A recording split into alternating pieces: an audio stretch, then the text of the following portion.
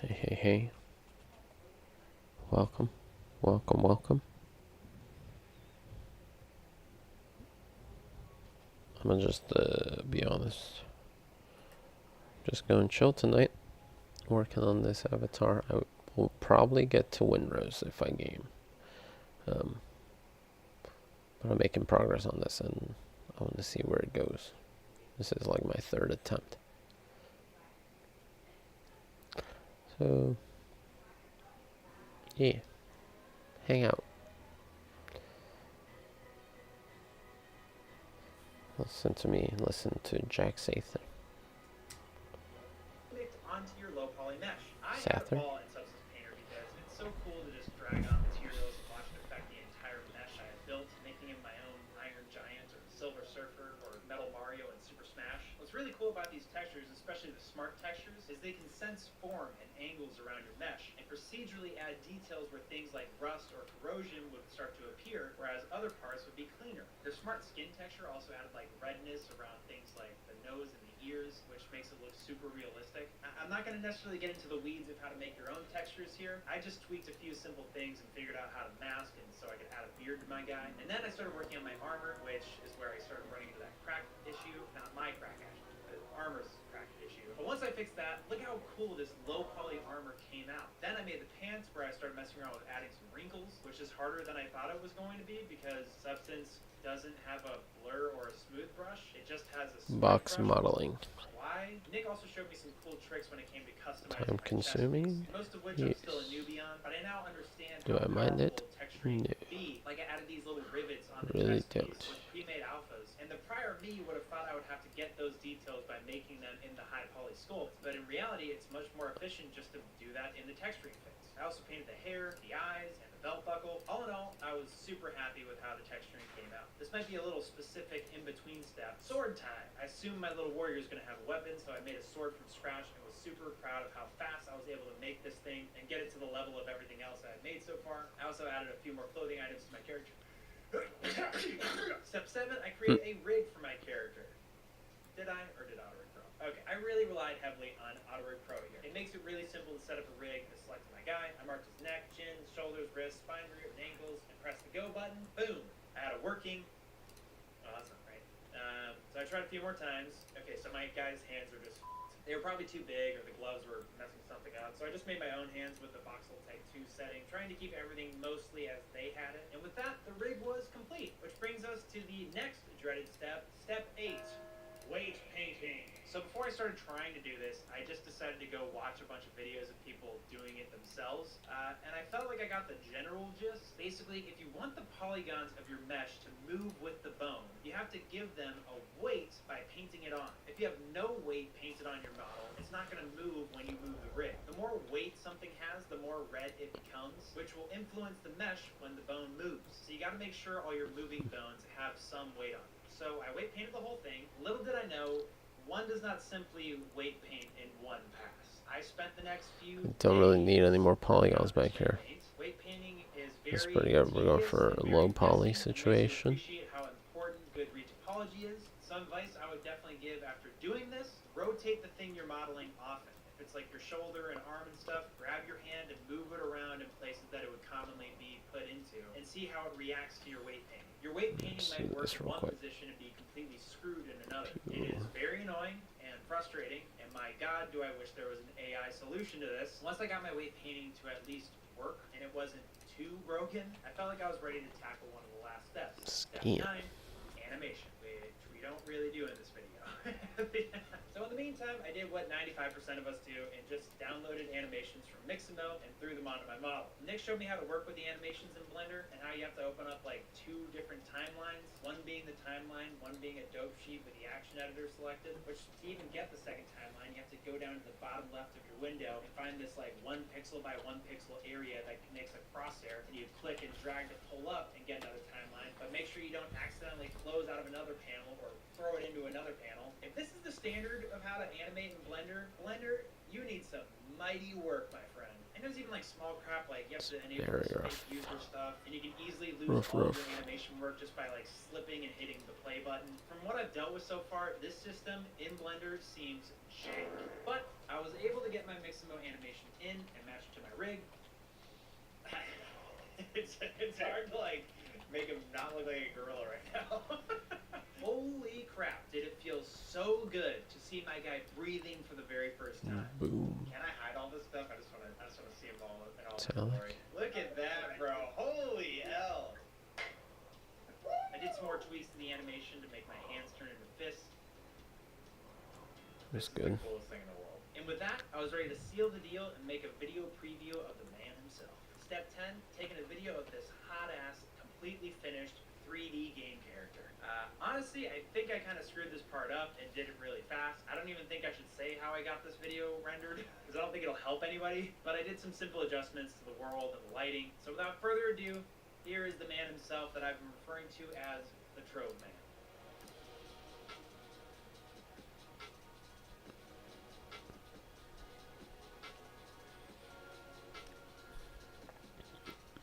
Nice. And with that, I have my very first game character made. What a journey. A tough journey with many difficulties, but that kind of comes with the territory of learning. And honestly, I think a lot of the difficulty was my perception around the next steps that I was getting into. Like, the next step in this process is going to be even harder than the last. Like, I almost got analysis paralysis through this process, where I was just like, I don't even want to move on to the next thing, it's going to be so hard. But now that I've drudged through this thing and been through the whole process, I'm actually really excited to do it again. And I'm not just saying that, like, you know, I just have a feeling that there was a lot of things I could have done differently that would have cut down on time. And there's things that I really do want to get better at, like making good topology right off the bat that'll help with future models. I know this video hasn't been a tutorial necessarily, but I hope it has shed light on the strangely elusive art form of creating 3D video game characters. Again, I'm going to have a ton of links in the description below to help point you guys that are interested in this in the right direction to get started. I would also love to see anything you guys make. If you get inspired, post it on Instagram or DM it to me. And again, make sure to go subscribe to Nick and I's new channel, Playable Workshop, I think is what we're calling it. Over there, we're going to start teaching this challenging and progressively accessible art form, game design. Make sure to subscribe if you guys got this far. Hit the like if you like the video. And as always, thanks for watching. That's close enough. Okay, so a little PS to this video. I'm taking a break for the month of December. I'm just a little too stressed out all the time lately. I do struggle with anxiety from time to time. It kind of comes in swells, and I feel like I kind of had it coming this time around. I'll say it's been the last few months that it's been a problem. Lately, I'm kind of on the mend, and I think a lot of the anxiety was kind of warranted. I got really ambitious in the middle of the year after meeting Nick and being like, what can we do together? Let's make a game right now. We started making a game together a few months ago, and it's so fun working with Nick, and like he's so supportive, even as me as the game director and stuff like that. We're just partners making a game together, really. Honestly, the game idea is really great, and we've shared it with a few people, and like everybody's really loved it, and I think it's a great idea that I honestly like am excited to work on eventually. It might change, like who knows. But I think there's a difference between imposter syndrome and just like being an imposter. I mean, like I hadn't, you know, I consider myself an art guy, and I couldn't even contribute real art to a 3D game that we're working on. You know, a big reason why I made this video is because I wanted to like at least contribute in 3D modeling if we were to do this. And before I made this video, I let Nick know, let's put the game on pause. My mental health is too wiling out right now.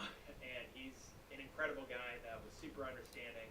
But I'm also trying to like run the YouTube channel, and just like things get frustrating there. As much of a dream job it is to being a full-time YouTuber, it's a lot of pressure on myself. It's financially stressful because things, you know, fluctuate like crazy. And getting videos done in a certain amount of time, which I like to do like once a month, it can kind of lead to situations where I feel like I'm crunching to get the video done, which can make me feel like I'm rushed to make a video idea and not make the most original ideas, and therefore not being able to give you guys the best content that I'm capable of, ending up with me not getting enough views, which makes me feel like not everything is going to be alright. Enter anxiety. Fortunately, I'm proud of all my videos. I don't think I've released anything I hate. But yeah, I just need to breathe, you know?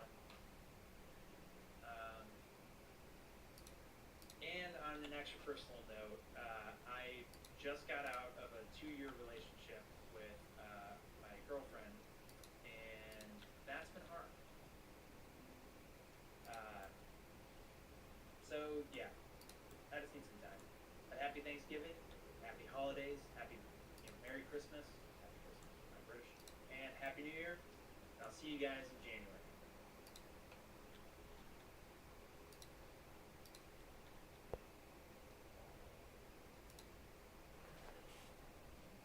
I don't know if you guys know this about me, but I like video games. Kind of a lot.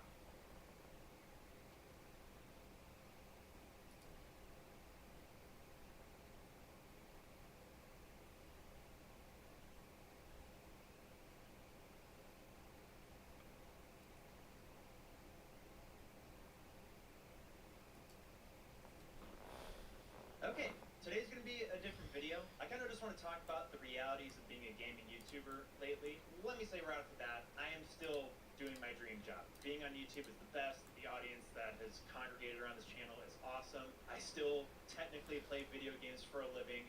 That part I do not take for granted. There are much more difficult jobs out there. Just want to make that clear. The biggest problem I'm running into right now is that my whole mantra that I have about making videos is I want to make videos that I would want to watch. And lately, for months now, I am not watching video game content. I don't know what it is. I still play a ton of video games. It might be the fact that I'm like 29 and like, about to turn 30 in a month, but I just don't watch Let's Plays anymore. I don't watch update videos about new games like, what's content coming to Overwatch or Arc Raiders or Battlefield 6. I don't care about the majority of gaming content. I'm making this video because I want to know what you guys feel about this. Like, a lot of my friends that are encouraging me about my channel are saying, like, well, what kind of videos are you watching? I don't know. I'm watching, like, James Cameron be interviewed about how he made Terminator 2. Like, I can't do that. Or I'm not, Theo Von interviewing Timothy Chalamet. I don't have those kind of connections. Or I'm watching, like, horrible Epstein file stuff, which I don't want to dig into further because it's destroying my optimistic view of the world. YouTubers that I watch consistently: Drew Gooden. That's it. I mean, like, that's it, dude. And I still am on YouTube like every day watching hours of content, but it's the most random stuff. I don't watch me. And I feel like YouTubers like me don't even make this kind of content anymore. My biggest inspiration is Nakey Jakey. He doesn't even make videos anymore. I mean, like, he does every now and then, and Nakey, I still love his content whenever it's released, but, it's far and few between. He was a big inspiration for me, and my videos try to match his kind of quality. That is what I try to do with my channel, is make quality gaming videos. But I feel like there's nothing inspiring me to make quality videos right now. The last one was Arc Raiders, and honestly, like, I like Arc Raiders, but I just feel like that video was just another video of me saying, this game good.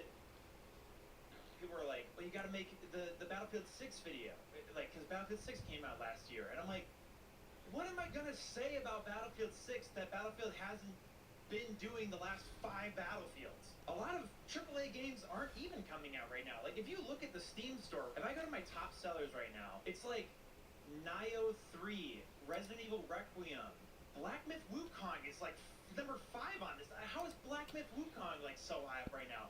Overwatch, that literally just changed, by the way. This morning I saw Overwatch 2. It just switched to Overwatch officially. That's crazy. That's like the only interesting news I've heard recently, by the way, is that like Overwatch 2 is going to like switch to Overwatch, and they're adding like 10 new characters all at once or something like that. And even that, by the way, it's still Overwatch. I don't care about Overwatch. It's been out for 10 years. Who cares? I don't even care about the drama around it. Is it going to be bad? I don't care if it's bad. Dead by Daylight, another chapter available. That game's been out for like 20 years now. Metal Gear Solid, just a bunch of remakes of games. Counter-Strike 2, Helldivers 2, Apex Legends. How's it a top seller? You're literally a free-to-play game. Arc Raiders, no surprise there, and no hate towards Arc Raiders either. Black Ops, Fallout 76, Wuthering Waves. I don't care about that at all. Ugh, it just drains me. God of War Ragnarok. That game came out in 2024, and it's still in the top 20. It's just, dude, I haven't been playing like any AAA games. I've been playing like only indie games lately. The games I've been playing, Clover Pit. I don't know if it's because all the friggin' AI slot casino Instagram ads I get, but yes, I started playing a slot game, and it is very, very fun. It's like an indie slot game. It's not like one of those actual AI slot casino ads. Is anybody else getting those? I get like 900 AI gambling ads a day. I wonder why. Is this your car? Yes, it is. Wow, that's an amazing car. As someone so successful, I'm what a advice casino would you give slot to everyone controller. watching? I've played it spent for all my over a bricks year playing now, slots. and all Just my this morning, I friends hit and jackpot family $100. trust this game. And I'm here to share this happiness. Hello, Jennifer. Because it's quick and easy to consume. Pay attention. Is the game you play like this? If you play the game for 1 minute and then you have to watch ads for 2 minutes, It's driving me crazy, man. Keeper's Toll, a good survivor like. Slots and Daggers, a great little slot game. It's very fun. I recommend it. The money is very good feeling in that game. Vital Shell, another survivor like. Rotato. There's a lot of survivors in here that I've been doing research for because of me and Nick's game that we're working on right now, which I should probably just tell you about real quick. Being a YouTuber talking about games is kind of difficult right now, and finding inspiration is difficult. You know where I'm not finding difficult finding inspiration? Making a video game. Me and Nick have been working on our own game since the start of January. I'm really hyped about the idea. It's actually an idea that I've kind of tinkered with before, but we're actually putting it into like a full-blown game. Nick is working on almost all of the tech right now, and I'm working on almost all of the artwork because we want to get it done within a 6-month window, which sounds really crazy. So sort of. An exciting thing about it is we've gotten our scope all tightened down and like ready to just produce all this content for the game. I cannot wait. Would I make more YouTube videos about making the game? Yes, if I was more involved in the tech side. But it's just, I don't think it's going to be an interesting video to show you like me doing all the artwork for the game. And there's reasons why, like I do want to get more into the tech side of the game as we progress. But right now we're in the beginning stages. It's a lot of Nick just like building the game and like me just staying out of the way until I can like come in and code using his tech and tools that he's built. We're both super excited about it. I can't wait to show it to you guys. We're talking like a couple months to have something like in early access or a demo you guys can play and give us feedback. So look out for that. Gotta do a quick timeout for a sponsor of today's video, which might be a little weirdly timed. I'm aware of that in a video like this, but hey, I gotta pay the bills. And later in this video, I show you how much I was making late last year on YouTube. Hey, thanks for making the claw sounds in the middle of the video, Coco. That being said, let's get to the sponsor of today's video. I want to thank Factor for sponsoring today's video. Factor sends ready-to-eat meals straight to your door, and they have a huge variety of options. We're talking over 100 meals to choose from, whether it's breakfast, snacks, or full-blown dinners. I'm actually really excited to see what's in here because I'm remembering the goldfish and I already forgot what I ordered. All their meals are made with actual real food, no artificial sweeteners or seed oils or artificial junk. Holy crap, there's so many meals in here. The meals are designed to fit your needs and your goals. If you're trying to do a diet or do high protein, low carb, you name it, they've got it. These meals range in like a ton of protein. A lot of people say I need protein. I don't get why. I'm freaking huge. Their meals go up to like 50 grams of protein. They're also adding more gut-friendly options. Over all their meals, they span over like 175 different ingredients used. I don't know about you guys, but the biggest thing is that it's just so convenient. I don't have to spend an hour and a half cooking. It's literally just 2 minutes in the microwave and we're good to go. Head over to factor75.com or use my link in the description and make sure to use my code to get 50% off your first box plus 1 free year of breakfast. Free meals are applied as a discount on your first box for new or returning subscribers. Thank you to Factor for sponsoring this video. Now, back to everything being cool. And then there's Starfield, which of course I haven't been playing Starfield. No one has. But I thought my next video, this video, would be on saving Starfield by modding the crap out of it and seeing where I could get to, and then also like giving notes to the Bethesda team working on Starfield of like what it's still missing. You know, it's been years now, so maybe that mods have gone really far. I heard about a mod that like kind of got the traveling between planets to work, for instance. And I heard that about a year ago. So I was like, let's see where the $7 billion Bethesda has gotten in the last 3 years. Nowhere. First of all, I open up Starfield, I go to the creator page, and the game crashes. And then I did it 3 times, validated all my files, uninstalled it, reinstalled it, still happens. I don't know what the deal is. But am I surprised? No. It's Bethesda.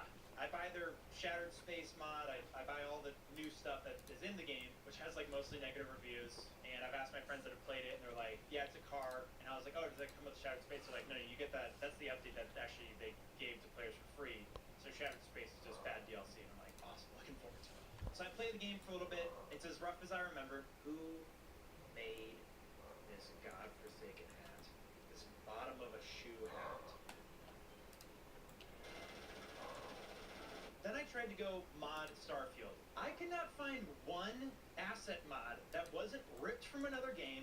I'm sorry, I don't want infinite warfare armor in my Starfield game. I couldn't find one custom mesh mod. I couldn't find one new armor that wasn't just an armor that was already in the game, just painted black.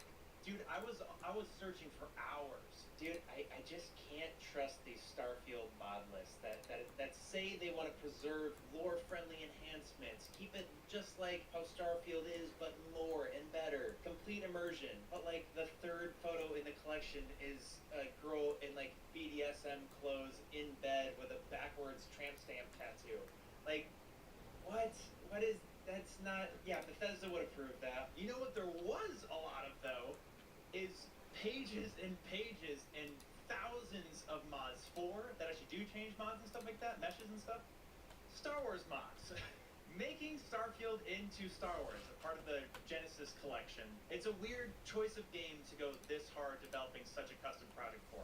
Props to him. I'm so sick of Star Wars over the years. I don't care about Star Wars. I also don't want to download like the 160 mods that takes to make the thing work. On top of Starfield's, like 130 gigabyte download? I'm not going to download 250 gigabytes of band-aided up, duct taped together Star Wars experience on Starfield. I don't care enough. I'll watch other people play it, so I'm good. I tried to make that Starfield video, man. I don't know. I don't care. I got to think of like, what do I click on?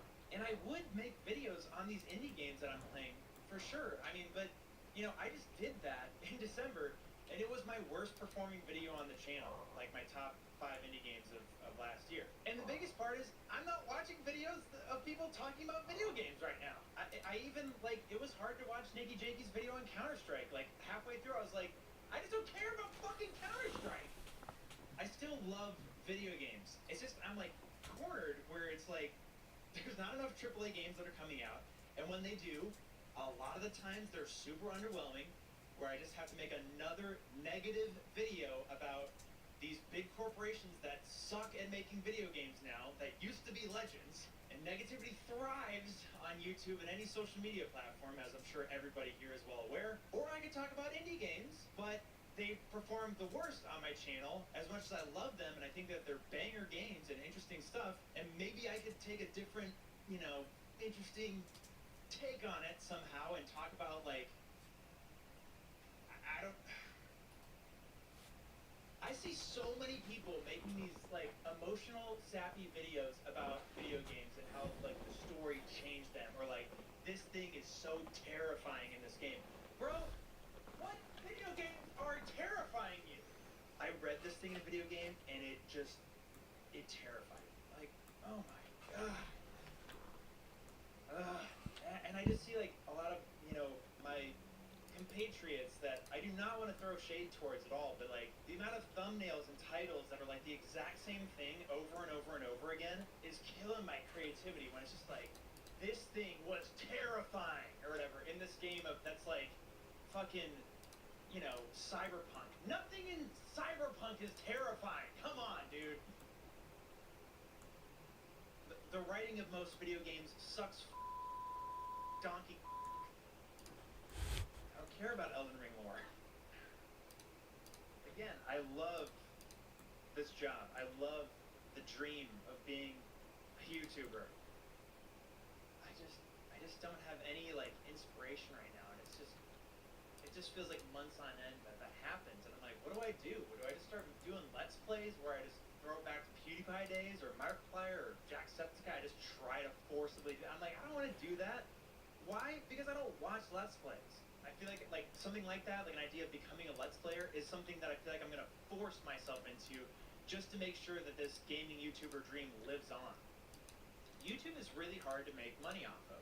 I think 1 month last year, I got 300,000 views in that month across the channel, and the payout was $900. That doesn't cover even 1 month's rent. 300,000 people. My videos are between 25 and 30 minutes. They usually have about 3 ads that play on them if you don't use YouTube Premium. So almost 900,000, let's just call it 1 million ads play on my channel in a month, and my payout is $900. something seems fishy there, Google, but, you know, that's why we do sponsors on this channel, and so I can actually make a living doing this job, because views in the hundreds of thousands aren't even enough anymore. Also, the Starfield rant is why I'm in a spacesuit. I don't know. I don't know what to do next. I just want to make the video game like every day. That's what it's been lately. It's just like I just want to work on my video game, want to work on my video game, want to work on my video game. And I think it also is because it's got a little bit of a stranglehold on me where it's like YouTube isn't paying the bills, so I gotta make the video game. Like, and that's what actually I believe in. I don't know if I believe in making a 30-minute, you know, hours of effort video on Starfield in 2026.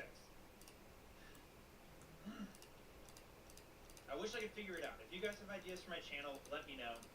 If you watched all of this, I appreciate it. Hopefully it's not too negative or anything. Hopefully it's not coming out too much like I'm going through a midlife crisis, but I probably am. Life itself, is good in my life. Everything's great. It's just frustrating how much responsibilities are on the line right now and how much pressure I feel like I'm under. I just feel like I'm making uninspired content. The last few videos it felt that way. I'm not even gonna lie, even my Heart Creators video. I don't feel like I really try to put it on my all as far as visually what that video looks like, but I'm just frustrated with putting out content that I'm not giving my 100% stamp of approval if I would watch this as it goes out. Thank you for listening. If you did, I really appreciate it. I just wanted to have an honest talk with you guys about how it is being a gaming YouTuber. And that's it. Thanks for watching.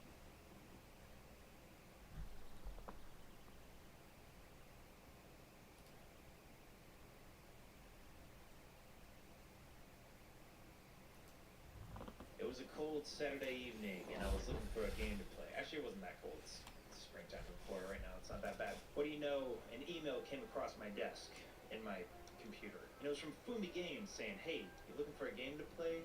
We got something that you might like." I said, "What's the catch?" And they said, "This ain't no mousetrap. You can talk about it, say whatever you want. We'll sponsor the video, give you money." So I said yes.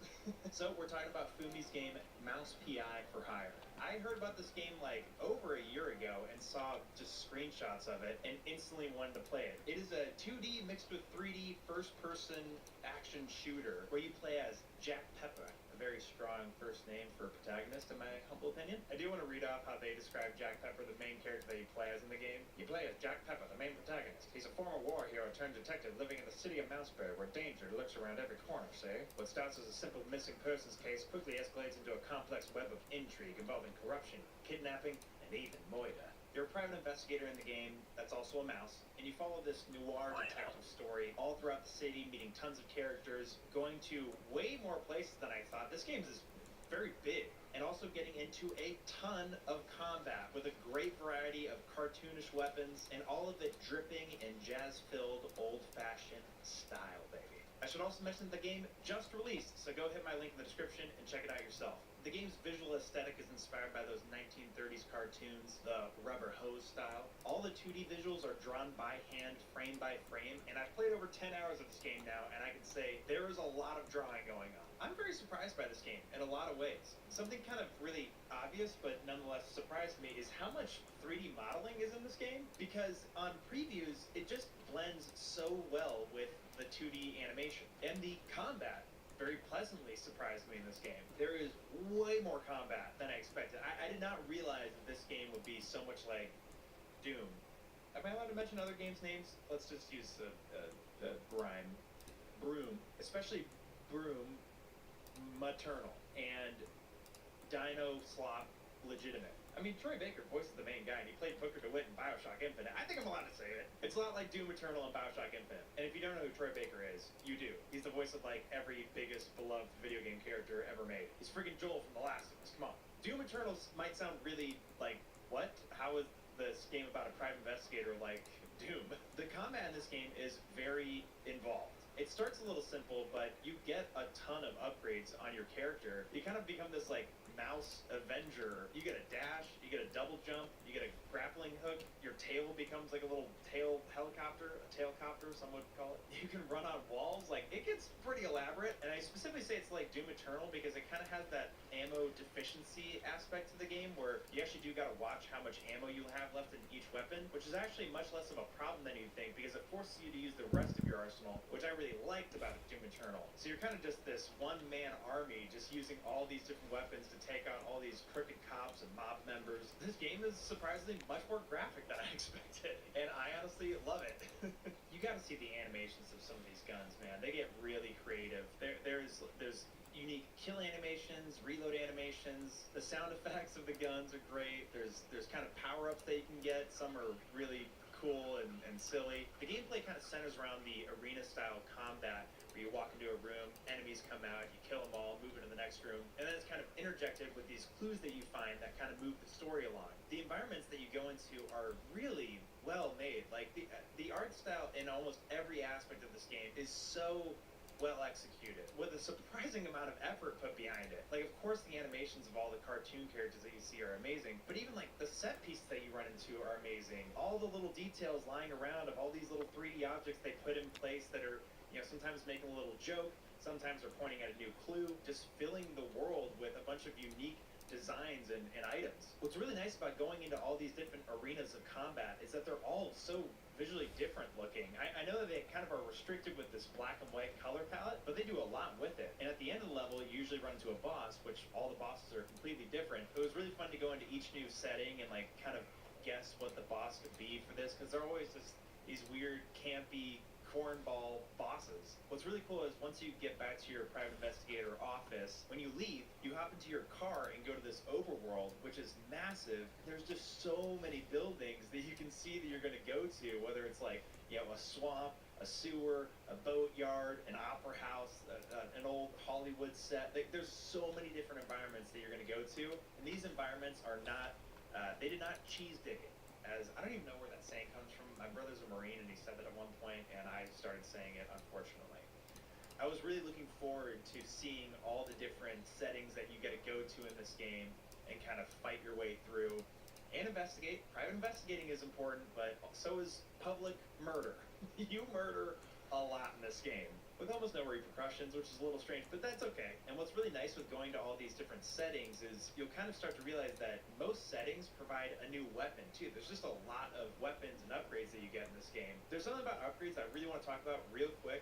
There's a girl named Tammy in the game that you can upgrade your weapons at, and the first time that you go to her, you have enough tickets to upgrade like 3 different weapons or something like that. And I will say, don't upgrade all of them all at once, because you'll skip the beautiful animation of your gun getting upgraded. Every time you upgrade your gun, just do one level at a time, get out, see what new attachment was added to your gun, because that was a really cool thing I did not expect this game to do. Your gun actually changes visually, and it's fun to see that animation play every time you upgrade your gun. So spend your points wisely and literally slowly. Almost all the weapons have an alternate fire too once you do start upgrading your gun. Once you get upgraded first, Yeah, I'm doing this bitch by hand.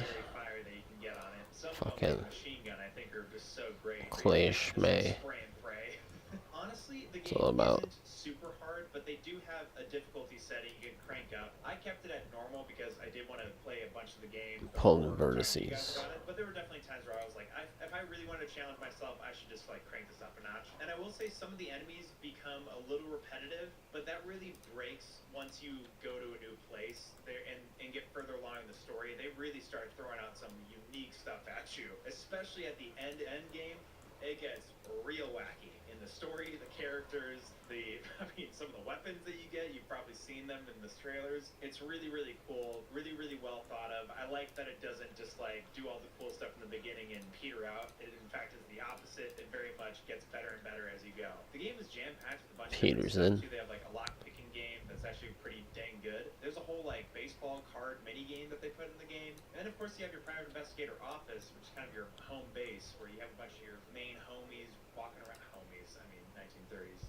Your folks and your fellas. And And then you have your private investigator's office where you have a board where you kind of pin all of the clues that you've got so far in the game to kind of see this story coming together and where you're solving cases. The story gets pretty elaborate, and I don't want to get into spoilers territory, but there's a twist here and there. It is a thrilling detective story. You meet a ton of different characters that are all, I think they're really well voiced. People are going for it. They're doing the transatlantic accent, see? You're guaranteed a bunch of cheese and mouse related quips and quotes, some funnier than others, but it definitely immerses you into this cheese world. Speaking about immersion real quick, Scared my one cat. weird thing is, this game is like completely black and white, and I haven't played a game that's completely black and white, at least that I can remember. And it's very weird when you play this game for like hours on end and then look away. It's very weird that your eyes have to adjust back to colors. Just a little fascination that I saw when I was playing the game. They nailed the tone on so many levels, and especially the music in the game too, which kind of changes from place to place, but it's inspired by that big band swing.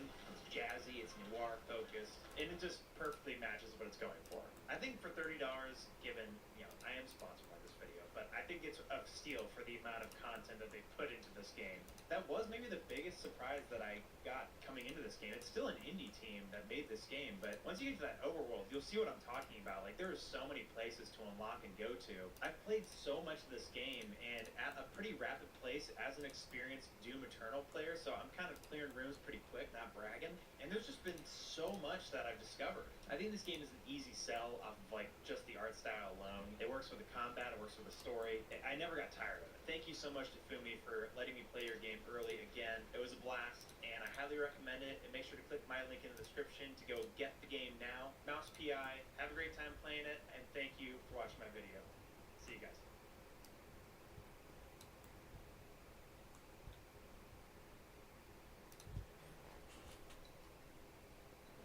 Well, it was a cold Saturday evening, and I was looking.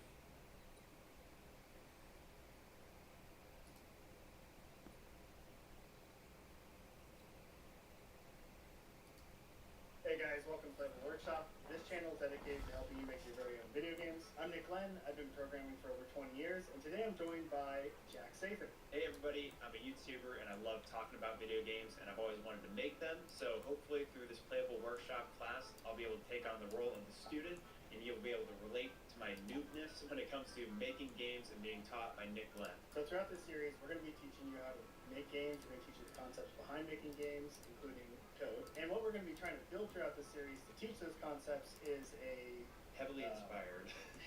pretty heavily inspired by the Legend of Zelda games that appeared on the Nintendo 64. We chose Zelda because who doesn't love Zelda? But also Zelda, like something like Ocarina of Time, serves as a great jumping off point to get into other games, making games like Dark Souls or Skyrim or The Witcher 3. And hopefully with this class that we're teaching here on Playable, you guys will get the tools to make your own indie games and maybe one day make the next Skyrim. Or Zelda Ocarina of Time, because that's more applicable here. So without further ado, let's get started. So the first thing we need is the game engine. It's the main tool we're going to be using. And we're using Godot, which I've worked in. I don't want to sound like I don't know what it's called. Yeah, I've made like 4 videos using it. So we get the engine from Godot's website, godotengine.org, and we're going to hit the download latest button, and it gives us 2 options. Which option are we going to choose? So we are picking the first option. .NET is just, you're going to use C#, which is a different programming language. We're going to use the language that comes with Godot called GDScript because it's simpler. Just pick the first one. And you can use GDScript with the .NET version as well, right? Yes. But you can also use C#. And we're using 4.4, which just came out. So we're going to download a zip folder, which we can unzip with something like 7-zip, or I think Windows also has an unzipper now, or WinRAR if you're like me and stuck in the 1990s. Okay, so I'm going to hit extract here, and then we get a Godot.exe, and then also one that says console. We're going to use the not console one, right? Correct. Yeah, you want to just use the standard .exe. Consoles for a whole different set of problems to solve.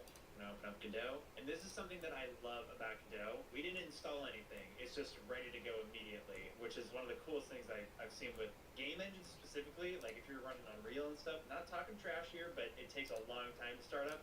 Godot is immediate. All right, now we're in Godot, and the legend begins. So Let's this is our project good class. go. As you can see, Jack has some missing projects. It's broken games, just bad attempts. Broken, broken, gone, broken, broken, broken. To create a project, you can use the create button. in the top left there. And the only thing we really care about is the name and then where to save it on your computer. Everything else you should just leave as the defaults. So what should we name this thing? Something like Zelda Wannabe. If you don't want a creative name like Bajelda. Sounds good. Zelda Wannabe. Real. And then it's trying to save in my OneDrive, which I've never used in my entire life, but Windows always wants me to. So I'm going to select this folder and then edit now. We're going to work on it right now, so let's get into it. All right. Welcome to Game Dev. Game development. We're officially in Matrix. We are seeing an empty scene. There's always a scene opening to go, which is why when you first open it, you see this, and there's, I guess, nothing here. And scenes are just basically collections of nodes, which we're going to get to in a minute because they're super important. Jack, I see you moving around already in our 3D So viewport. what I'm gonna do is restart this. Yeah.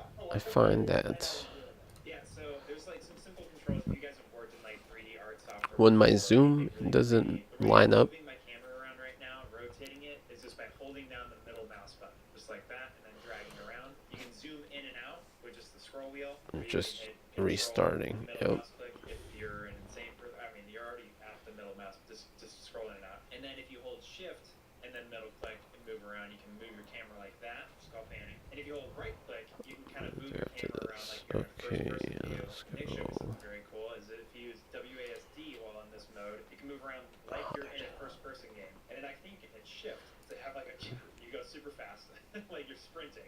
Yeah, and then Q and E can go up and down as well. Some of you also might be wondering why there's certain colored lines across the screen. I'll let Nick explain what those are. So these are called axes. Specifically, these are the global axes, right? So it's kind of like our baseline or starting point. Where all these lines intersect, that is what's called the world origin or world center, and that's going to be equivalent to 0, 0, 0. And this is going to be really important later on when we get into like programming. And if you want to know what these colors and these lines mean, they have names. They're the X, Y, and Z axes. And you can figure that out by looking in the top right corner there. There's a little widget. And then you can also click on each one of these What you dots call to me? kind of show the orthographic view, which just means like kind of like the flat view of those directions. The front view that we're gonna, it's kind of hard to show without like an object in the scene. To face forward again, that would be clicking on the Z that has the letter on it, or back to the front. And then you can just, again, middle mouse click and move out of it. It'll kind of like snap out of it back to where we were. Get me in the game. Let me build something, Nick. We're taking too long. So, to start making our game, we gotta start using those nodes I alluded to earlier.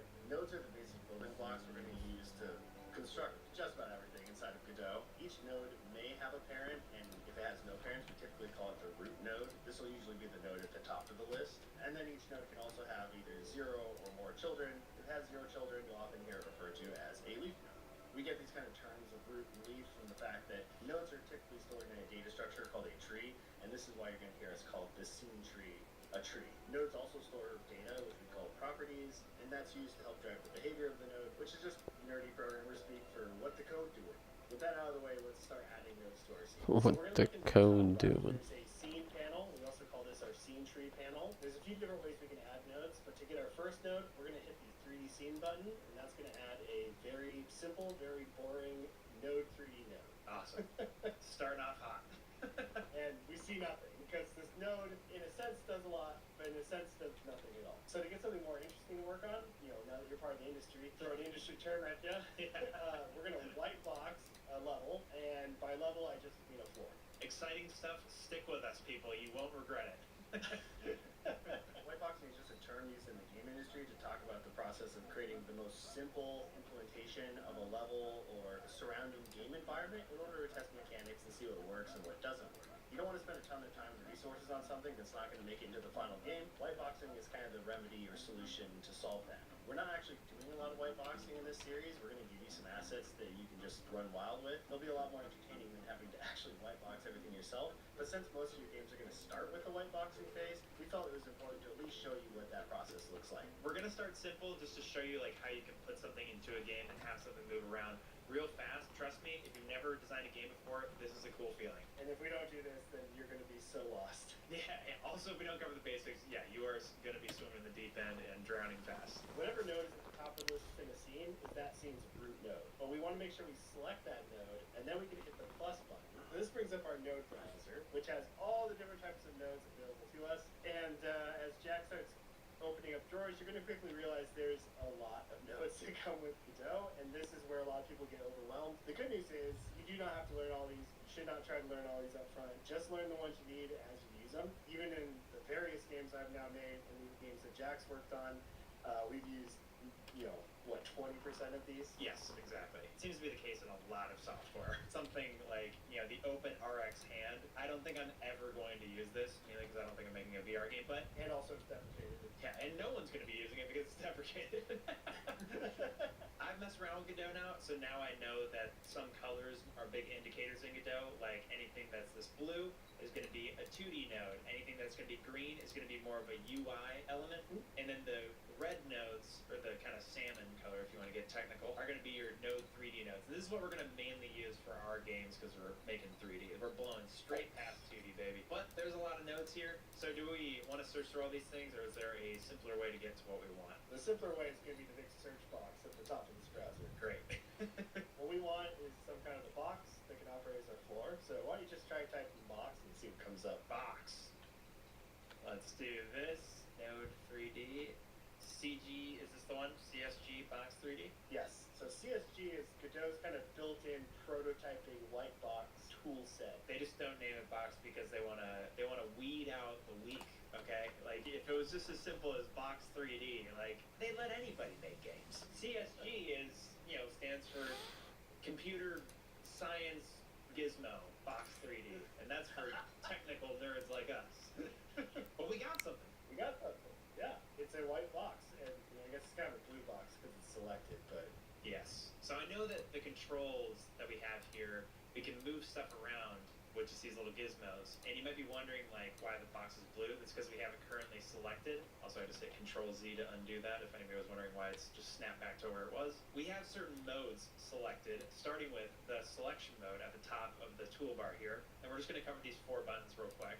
We have the select mode, which is Q. So if I hit Q right now, I can click off the cube and we can see that it is a white box, like Nick was talking about earlier. We're officially white boxing. So if I click back on this object in selection mode, next to Q you have W, E, and R. Those are going to be how you can transform things quickly using the transform tools, the hotkeys. So you have W, where it has these arrows, and you Oh can my move God. things around. No. control all moving around to snap, and in this case it's going to snap to points on the grid. And we can head in any direction, the Z, the Y, up and down, left and right, X, undoing that. And then you also see that there's these little squares in between each one, and that is going to select both of them at once, moving in those directions together. Another way to think of it is the color of the square is what axis it won't move on. So it's excluding that axis. Oh, that's a good way to put that. So next we have the rotate, which brings up these spherical lines, which you can click and drag. Again, you can use control to have it snap to a certain degree. Is it like 10 or 15 or something? Yeah, something like that. We can move around. And next we have the scale, which is much like the move, but now we actually stretch that object in those directions. And again, we can kind of hit those in-between sections and move it freely like that. But if you hold shift, it'll kind of keep that equal setting that you have. Which we call uniform scale. Yeah.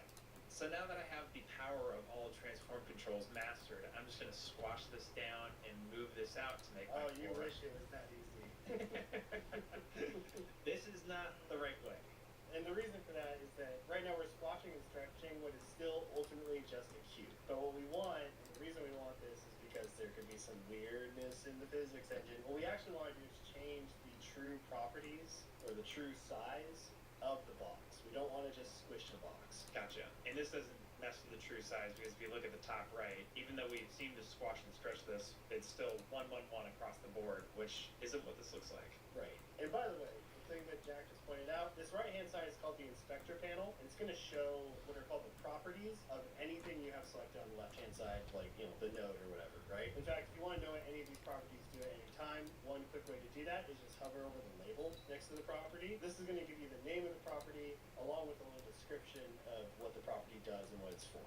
So if these controls didn't change this, where is it being changed? If you look in the inspector panel and go down the list, you're going to see a group called transform. And if you expand that group, you have position, rotation, and scale. And if you were to manipulate any of these controls, you'll notice that those numbers are now changing in the property in the inspector. Gotcha. We don't want to change it in the scale. We want to change the actual size. So to reset it, and you can use this on any property, we're going to hit the little recycle circle button, and that will set it back to its default, and you see we get a cube once again. Perfect in every way. Perfect in every way. So to change the actual size of the object, what we're going to do is go up towards the top where we have our size property. We can click into that first one there and type, say, 10. Suddenly we have a very long, a very narrow floor. We could put 10 in the z-axis, that would be the last part of the property there, or if you wanted to do this more organically, you could use these red dots that are showing up, the little red gizmos, and those will actually manipulate the size of the box. But here's the trick. If you don't hold Alt, it's going to actually just go in that one direction, and it's going to move where the center of the box is. So while you're moving with these little gizmos, make sure to hold the Alt key, and that'll then pull it out evenly. I'm gonna eyeball it to 10, but then I'm gonna be anal and type 10 in here, just to make sure it's perfect. And yes, I said anal in the tutorial. How's that for educational content? You can't censor me! We have our floor, but it's, you know, if this like grid we're seeing is kind of like the floor of the world, right? That's like 0 in terms of height. We want the top of this box, the top of our floor, to be the floor. What we should do is we should actually use the move controls now. These ones, no dots. Yep. So I hit W, I'm gonna bring this down. I imagine since we're using a 10, it's gonna be like negative 0.5. And the reason that works is that's just half of the Y size of our box, but downwards. Why don't we try playing our game? To do that, we can go to the top right. We have a bunch of preview buttons. The first one's going to run our project as if someone's just booting up our game. So the first time you click this, because we haven't set what our like starting or main scene of our game is, it's going to make you pick one. So we'll just use the current scene we're working on, hit select current, and then because it has to be a saved scene, it's now presenting us an option to save the scene that we're working on right now. Gotcha. Which folder are we in right now? What is res? So res is actually our project folder. Wherever you saved your project on your computer, all of your game's assets, code, everything is going to go in this folder. And what does that stand for? It stands for resource or resources. Let's call the scene start. Yep. And then make sure to save it into a new folder called scenes. Organization is important. I've learned this in game design. Just do it. Do we want to capitalize it? It doesn't matter. It's a folder. It doesn't matter for folders. Boom. And it is starting our game. Yep. It takes a second. And there's nothing. Nothing! At least I think I'm saying nothing. You're seeing nothing. So this gray is basically Godot telling us, like, this is my default color. You haven't told me to show anything meaningful. To do that, we need to make something that's going to be our player's eyes and ears in the world, which we call a camera. Okay. So go ahead and select the root node and then hit the plus button. And we're doing that because it'll become a child of the Node 3D. It'll go in here as well. Yes, you got it. And like I said, we're looking for a camera, so just type camera and let's see what it pops up. Camera 3D. Red. Salmon. And I can move this around with my gizmo. You sure can. And look at that. We get a camera preview at the top right corner now. So if I move up, it'll move up. Look at that. We are in the future, people. Making a game. All right, why don't we go ahead and hit play again and see what our game looks like. Watched it. Why? This is a very fun gotcha for people jumping into Godot for the first time. The reason we're seeing nothing is there's no lights or lighting or anything in our game. It's just camera and action. There's no lights. There's actually no action either. It's just camera. So the reason we did not see what we see in the Godot editor here, essentially there's just some preview settings that come in here, and we can toggle those on and off in the toolbar. They're the little light and globe icons. There you go. So if you turn those off, and now it looks just like the game did. Boom. If you're wondering now how we make our game look like our demo scene, the menu dots right there, yep, lets us edit the sun and preview environment. And at this point, if you want to like not see this as Jack so lovingly puts it, Poop brown.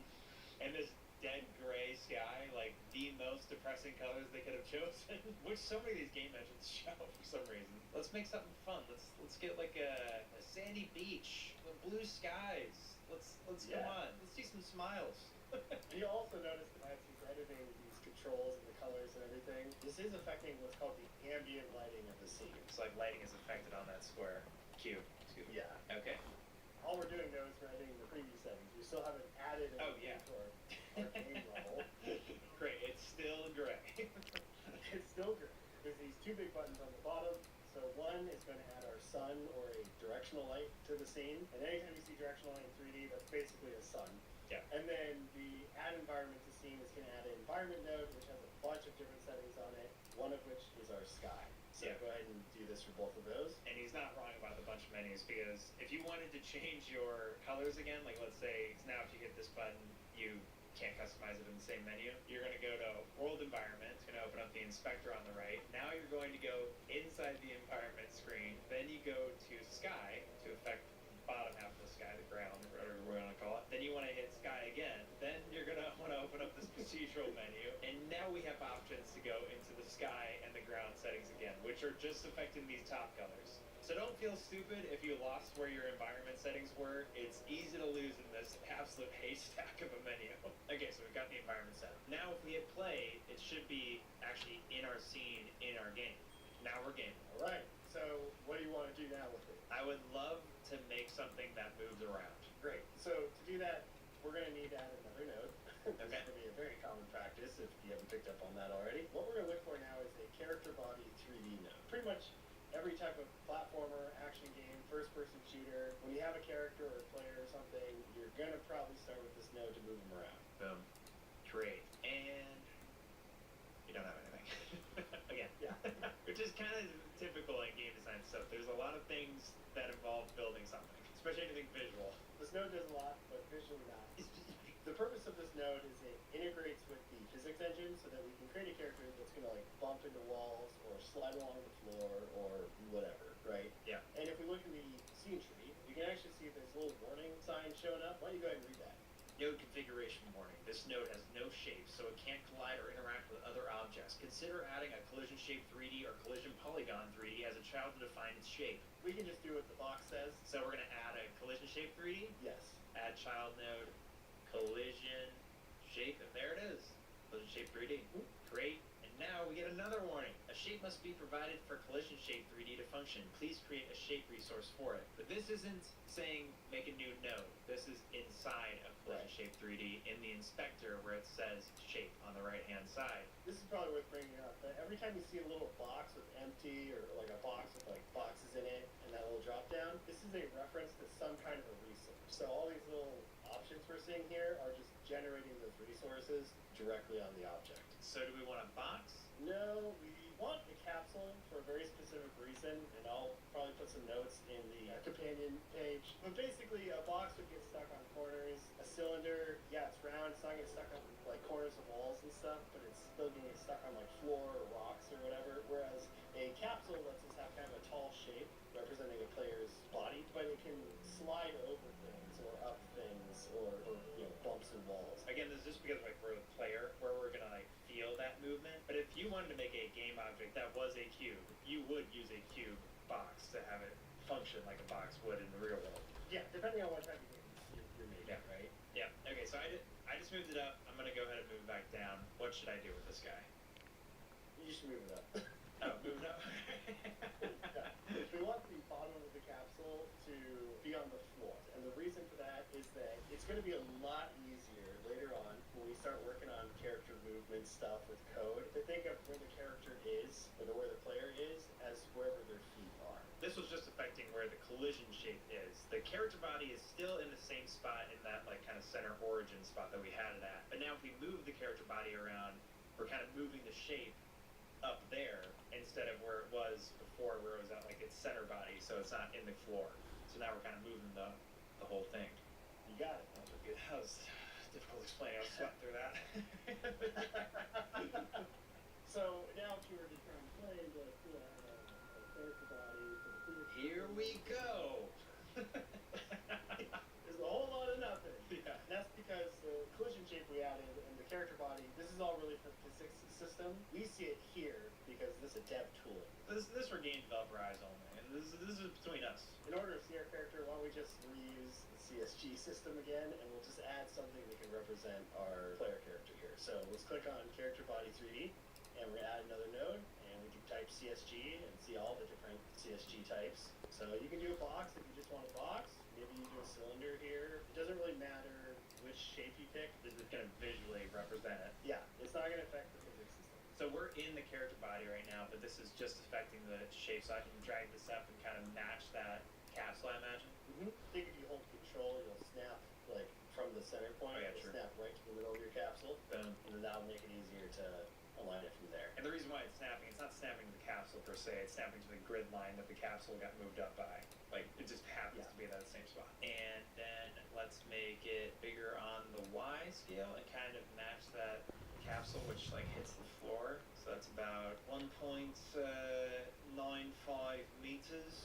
If you wanted to be super exact, you could put 2, so that would be the height. Is it? The capsule's 2, right? So you could do 2 there as well. Before we move around, again, just like the environment, I think this is a little boring. Can we change the colors of these guys, the floor and the object, the player?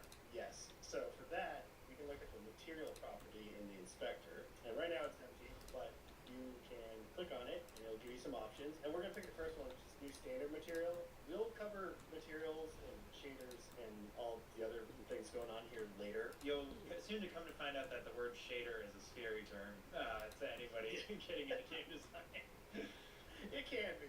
Can be, yeah. So if I click this, this will expand this into a lot of other menus, which is a lot of things we're not going to use right now. We're just going to use one thing, and that is, what is this word? Albedo. I don't know how you actually say it. Also known as color. Why do they call it this? Some nerdy answer, I'm sure. I'm going to make it a nice, sexy salmon, just like the really let them know that we're working in 3D. But right now I'm like, what the heck, this is making a pink thing. And Nick pointed this out earlier. Why does it look pink, Nick? The reason it looks pink is because when you select things in Godot, it kind of has that like blue highlight color. So if I go to my Q selection mode, okay, there we go. So that's a little unhelpful while I'm looking at it, but it's my cross to bear. I'll just have to look at this. Well, I can actually change the object right here. Let's change it to a cube. Get it a lot better. All right, let's make it that red. See if that looks good. Woo!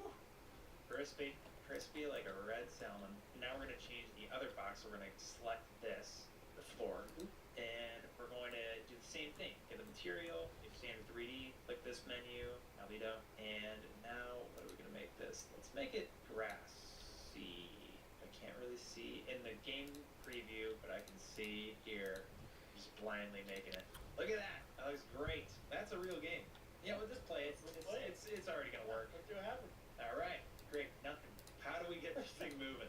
Let's get this thing moving. To do that, we have to jump into the scary part of game dev for a lot of people, which is code. But I promise, it's not scary, and it actually does become quite fun when you get comfortable with it. And he's not just saying that as a guy that is an experienced programmer. Coding is really cool. I'm sure it's intimidating, like looking at something that you don't understand in the beginning, but you'll be surprised at how quickly you can start to understand some of these concepts and terms just by being exposed to it over and over again. And Godot with GDScript, in my opinion, has been the easiest way to start learning code for game design. So what Jack said is 100% correct. And in fact, we're going to be using a template that Godot gives us that's going to really let us like jump forward a few steps and see that exciting moment of like, this feels like a game. Yeah, yeah. So we're going to right click on character body 3D. There's an option called attach script. And you'll notice that there's, you know, a little icon with like a scroll and a plus.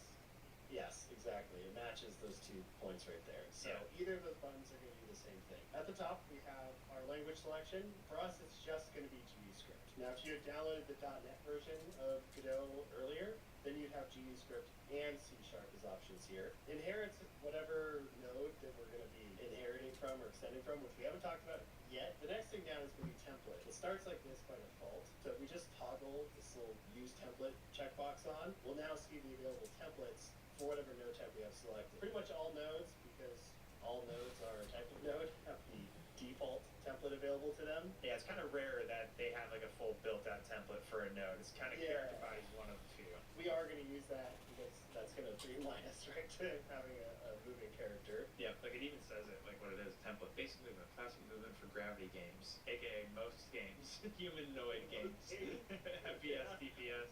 And then built-in script, I don't really know what it does. It doesn't matter. Which is rare for Nick, so that means it's really not important. And then the next thing is path, and this is going to be where we're going to save our script. So let's go ahead and hit the folder icon there. Because right now it's in scenes, we don't want it in scenes.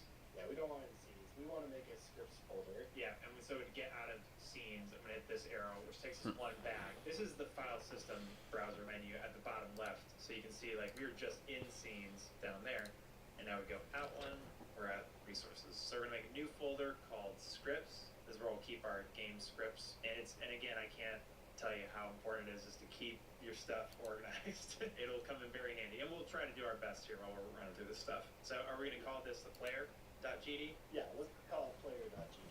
And by the way, a script is just a text file that happens to have code that has a certain extension Is on that it. it? Player.gd for GD script. And that's it. Hit create. Create. Oh, what is all this? Where am I? Where do we go? What happened to my game? Why am I in the Matrix? This also took us away from that game preview mode because we're now Yeah. built-in script editor of Godot. That's A better. lot of game engines will usually have like an external script editor, which can be VS Code or Notepad for crying out loud. Could be whatever. Oh yeah, no, that was the first 7 years of my programming life. So crazy. Guy was born in the Stone Age. Anyway, so we're in the script menu right now, which, don't worry, your game's still there. It's just over in this 3D game menu. And then the 2D menu we're going to be using for things like making UI and menus, health bars, all that kind of stuff. Back to the script menu, Nick continue. This is where he's going to take over most of the thing because I totally know what I'm doing here and can explain it back and forwards, but Nick, go ahead. We are going to be breaking this down piece by piece. I think the best thing we could do right now is just let you play it and see what happens now that we created this little script file Yeah. that has some stuff in it, and we attached it to our character body. Little scroll next to the character body. We're officially attached. Yep, that means it's attached. So let's hit play. Oh, and sunk to the floor. There's something moving on our screen at least. Some good news. Yeah.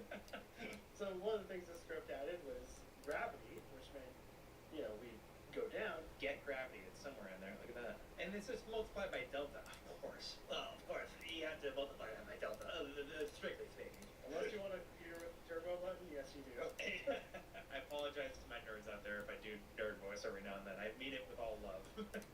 Is the reason why we fell through the floor is because the cube that is our floor doesn't have a collision shape on it like our character body. Yeah, it's not actually part of the physics system yet. So if I were to go back here and go to CSG, I'm guessing on the fly here. If I were to go on this, click the plus button, add the child node, and look up a collision box again, collision shape 3D. This time I think we're safe to use a cube. It's going to give me that warning. That's because I need to put a shape on it. We just did this. You guys know this. In fact, pause. See if you guys can do it yourself at home. We're back. All right.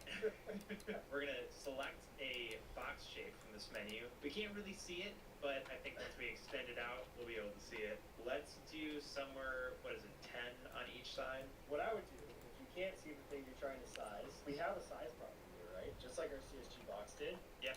What we can do is just match our X and Y values. Just 10 each? Yeah, whatever you had it set to. If we move it up, you can actually see that that is the collision box right there, but we're already perfectly aligned with it because it's inside of the CSG box, so its anchor point already makes it aligned. And this is going to get into like relative orientations and You're going to dissect relativity in front of these guys? What is this, Interstellar? I mean relative transforms. is what Yeah, I'm looking for. okay. That's going to be a big thing later. Let's not worry about it too much right now. I already crapped my pants in the script menu. So you still have a warning on your collision shape. Yes. Collision shape 3D only serves to provide a collision shape to a collision object 3D derived node. Nick, go ahead and translate.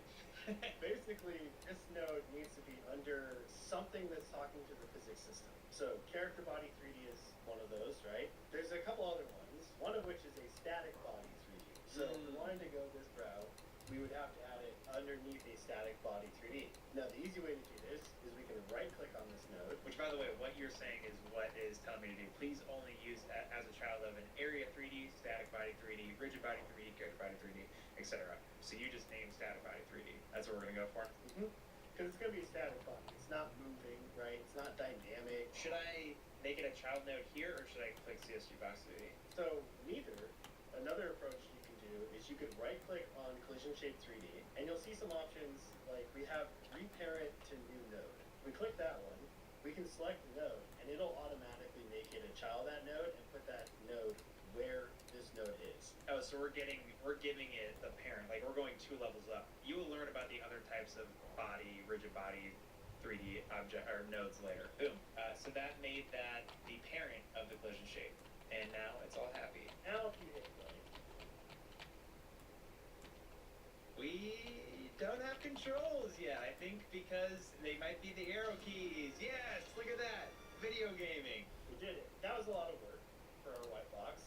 Kidding me? That was a piece of cake. Imagine you had built a whole level. Are you going to want to go set up collision shapes for everything, especially if you have a bunch of complex shapes? No. Yeah, like a bunch of rocks. We can actually delete our static body 3D. Let's go ahead and collapse down material. We don't need to see its details. You see there's a property there called use collision. We turn that on, and we were to try playing our game again. Let's see what happens. Bam. We're still in business. Real quick, Yes. before I say anything else, you know this is like weird, like squarey bug. Yeah, I'm seeing it. What do you think that we could just fix that real quick? Like figure it out? Quick timeout. Me and Nick just noticed that there's like this weird pixel artifact problem that keeps happening, and we're gonna fix this real quick. I actually think we already figured out the fix. If you're experiencing this, to fix this right now on Godot 4.4, which just came out, give it some grace, okay? Bugs happen, Yeah. people. You will have bugs in your game. Yeah. Not being defensive. Close out of this. Go to your project settings, and then you're going to go to the search bar, type in render, and go down in the rendering menu, go to rendering device. If you're using Windows, switch this from Vulkan to D3D12, DirectX 12. And then after you've done that, you're going to hit save and restart. Boom. Everything's fine. Yes, that definitely fixed it. Okay, Feels great. smoother too. Oh, buttery smooth. Let's go. We're back in business. Instead of using my arrow keys to move around, could we switch that to WASD real quick? Yeah, that's going to be pretty easy to do. Let's go up to project settings. At the top, we have some tabs. So you have general, input map, localization. Input map's where we're heading, because we're dealing with inputs. So one useful thing to know about is that in the existing code that Godot gave us, it has this function that we're going to modify that takes in a bunch of stuff. UI left, UI right, whatever. Those are these input action names. They're not listed here, but we can see them if we click that show built-in actions button. So basically, it has some default controls for in-game stuff. I don't want to mess with UI controls necessarily right now because we may not want to change these up.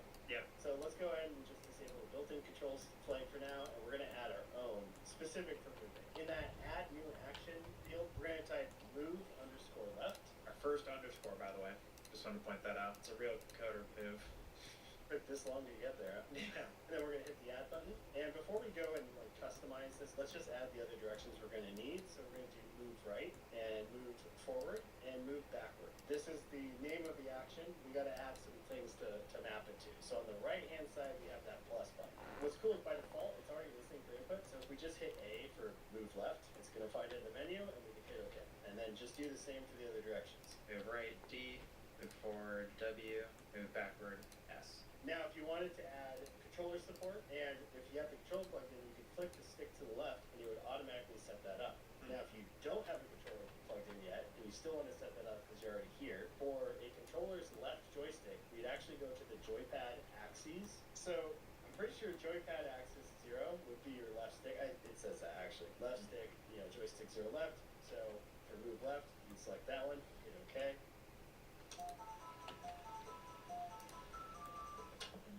Left stick down. Perfect.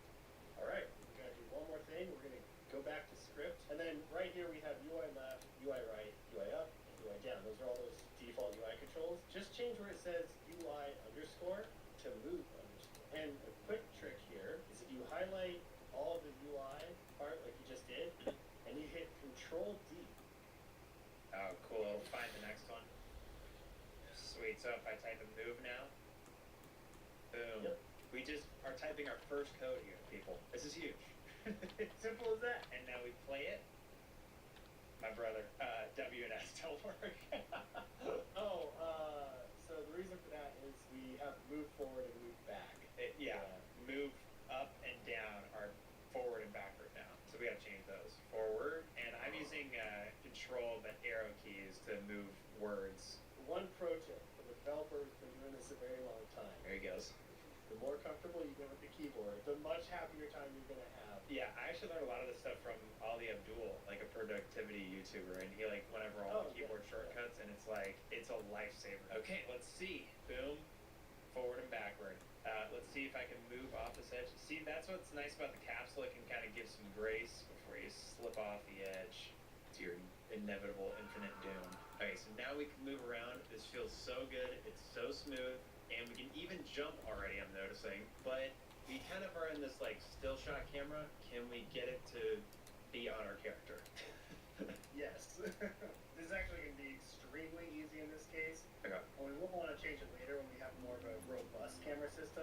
we need to do is drag our camera 3D node that we have here onto our character body. So that's going to make it a child of our character body 3D. And will this work just like instantly like that? Yeah, that should be it. Look at that. We're already moved up. Can we get a little closer and like tilt it down a little bit maybe? Yeah, that's just going to be as simple as selecting your camera 3D and then using the move controls to just bring it in. That's we're moving it on the ZZ axis for our British listeners. Bring it up a little bit. I'm using this little preview finder to really lock it in. I'm going to rotate it just a hair. See what that looks like. Look at that. We have a person moving around. We are that much closer to building whatever we called it. Wannabe Zelda, Bajelda, whatever it was. So I think this is a great stopping point for right now because we don't want to overwhelm our wonderful viewers on episode 1. Yeah. We hope you guys enjoyed it. Hopefully it was a little bit more fun than the typical tutorial. We also want to release this as a parted out series, and this will be part 1. And we really want to release it that way because we want to get your feedback and know how we are doing as far as teaching the class. If you guys have any advice on like stuff that we're missing or questions, let us know in the comments down below. Or you can go to our Discord. We're setting up a community in there for you guys to share what you're working on. If you get stuck on anything in this video or have feedback you want to talk with us about directly, we're in there. It did take a bit of time to put this video together, but that was mainly just because I was making another video. So give us a few weeks to put out part 2. We're still trying to figure out the cadence of how we're going to be able to release this, but eventually you'll be able to watch it all together and be able to make our first game from start to finish. But thanks for watching, guys, and we'll see you in part 2. Welcome back, everybody, to part 2 of our Playable Workshop tutorial series teaching you how to make your own game. Before we get started, just want to say a huge thank you to everybody that watched the first tutorial part and the overwhelmingly positive reception that we got on it. Your guys' comments and messages were some of the nicest things I think I've ever received. It's also been really cool getting to see all of you guys jump into the Discord and share what you're working on and what you're hoping to work on. Today's video is going to be tackling a big subject, the subject of learning how to code. As a noob, I think this episode is going to be really important to just get an understanding of the foundations of code and the basic parts of the language you're going to use moving forward. It's really important to us that we don't just give you a bunch of code snippets to copy paste into your project. We really want you to understand these concepts so when you go make your own game, you can just know what you need to do or at least understand the core concepts to work through what you're trying to accomplish. Yeah, and even like it might get overwhelming to some of you and you might want to skip this episode. That is totally fine, but it's definitely going to be a video that you're going to want to come back to as a reference. Not only will you be able to use this video, but I just also want to mention verbally this time that we also have a companion page for this tutorial series over on our website that Nick put a ton of work into, and I feel really bad that we didn't mention it in the first episode. So you also have that resource to go to. So with all those warnings aside, let's get started. And bear in mind that the next 100 pages can get a little bit dry. So to start learning code in our Godot project, we're actually going to be recreating the character body 3D basic movement template, rewriting it line by line to see what every line does. So where do we begin? So step 1, let's pull up the script editor, which again is at the top of the main area here. Okay, so fortunately we can delete this without deleting it. Yep, we're going to select everything just like you did, and we're going to hit Control/. What this just did is this put these hashtags in front of every line, and in code, or a GD script I should say, this is making everything into line comments. So a line comment is any line of code that starts with a hashtag, and it goes to the very end of the line, and it basically means that this line does nothing. Disables it. Yeah, it disables it. And the reason comments are super useful is they can also operate as documentation and notes to ourselves and to our teammates. So the other thing about the shortcut we just used, if you were to hit it again while you're on a line like this, you'll see it uncomments it. So this is really handy if you want to just be like, I want this line to not do anything, test something, and then I want to put it back to where it does do something. I think it's worth noting that also most languages have some form of commenting things out. GDScript happens to use hashtags, but something like C# and Unity will use like slashes. So the reason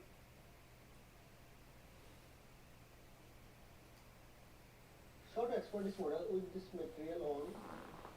Let's go to first save as file. Name it into one. Save.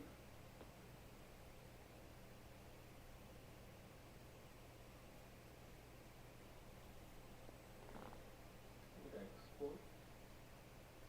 X.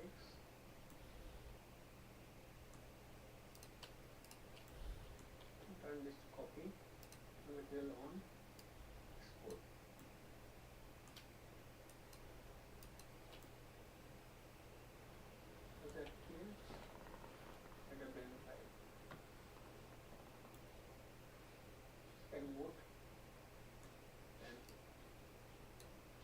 flat clip, zip.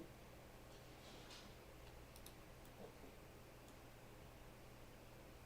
Go to make some upper papers, separator, select the zip file, open.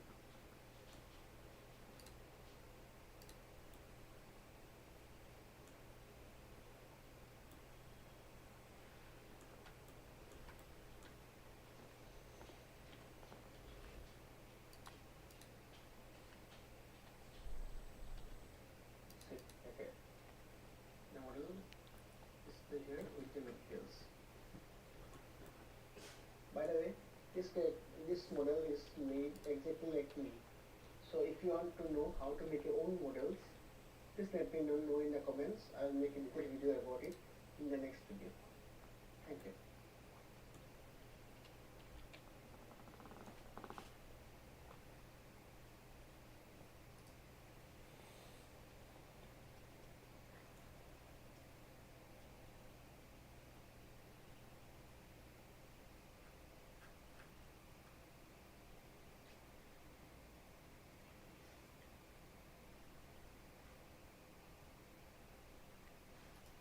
You have probably been watching a bunch of my Blender shorts up to this point, but it all pays off now. Let's export your character to Godot. To do this, we'll use the GLTF format as Godot processes this format the best. In Blender, navigate to File, Export, GLTF. The settings I found work best are as follows. Use GLTF binary, include visible objects, remove apply modifiers, no export on the material, check export deformation.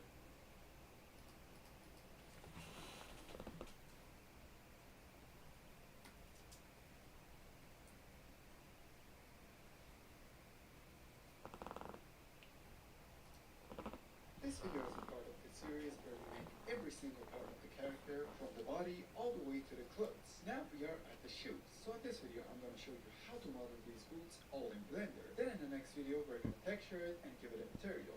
But before we start, as always, make sure to check out my Gumroad and Patreon page to download all the 3D files and real-time process video of making these shoes and lots of other characters from the channel. Link is in the description. Let's do it.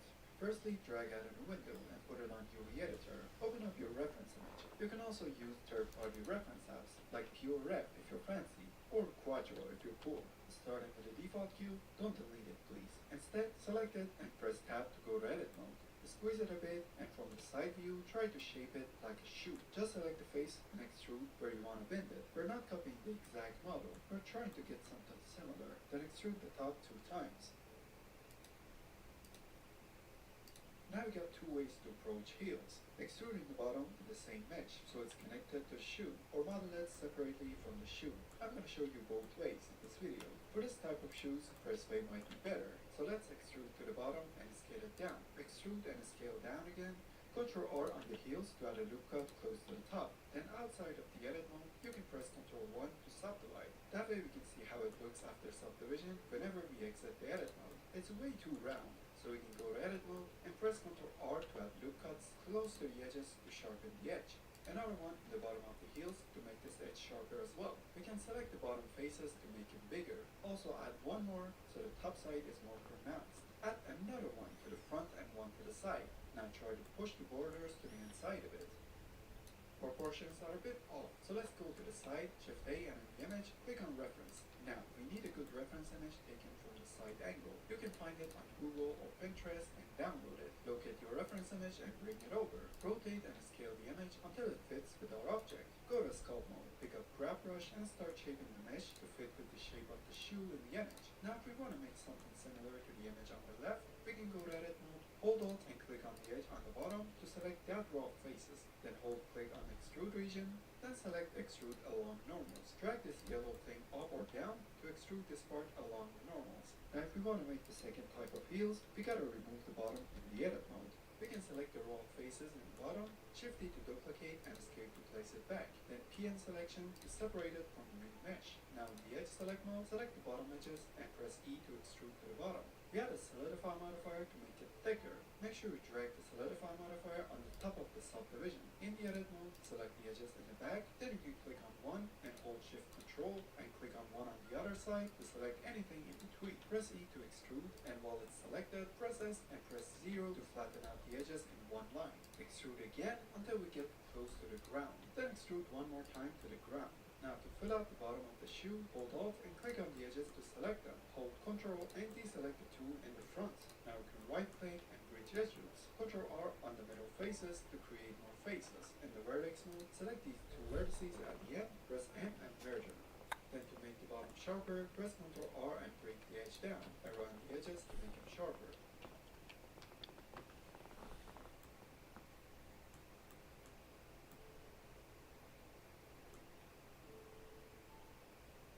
Now to make the shoe easier to work with, you have to add more topology. To do that, select in the shoe, let's bring the subdivision to 1, and while the mouse is on the modifier, press Ctrl A to apply it. Now if you go to edit mode, you see we got some really nice topology all around. If you filled out the top, remove the faces and select the outer edges, then press E to extrude to the bottom. To create the outer layer, we can select the shoe, and in the edit mode, select the faces around these areas.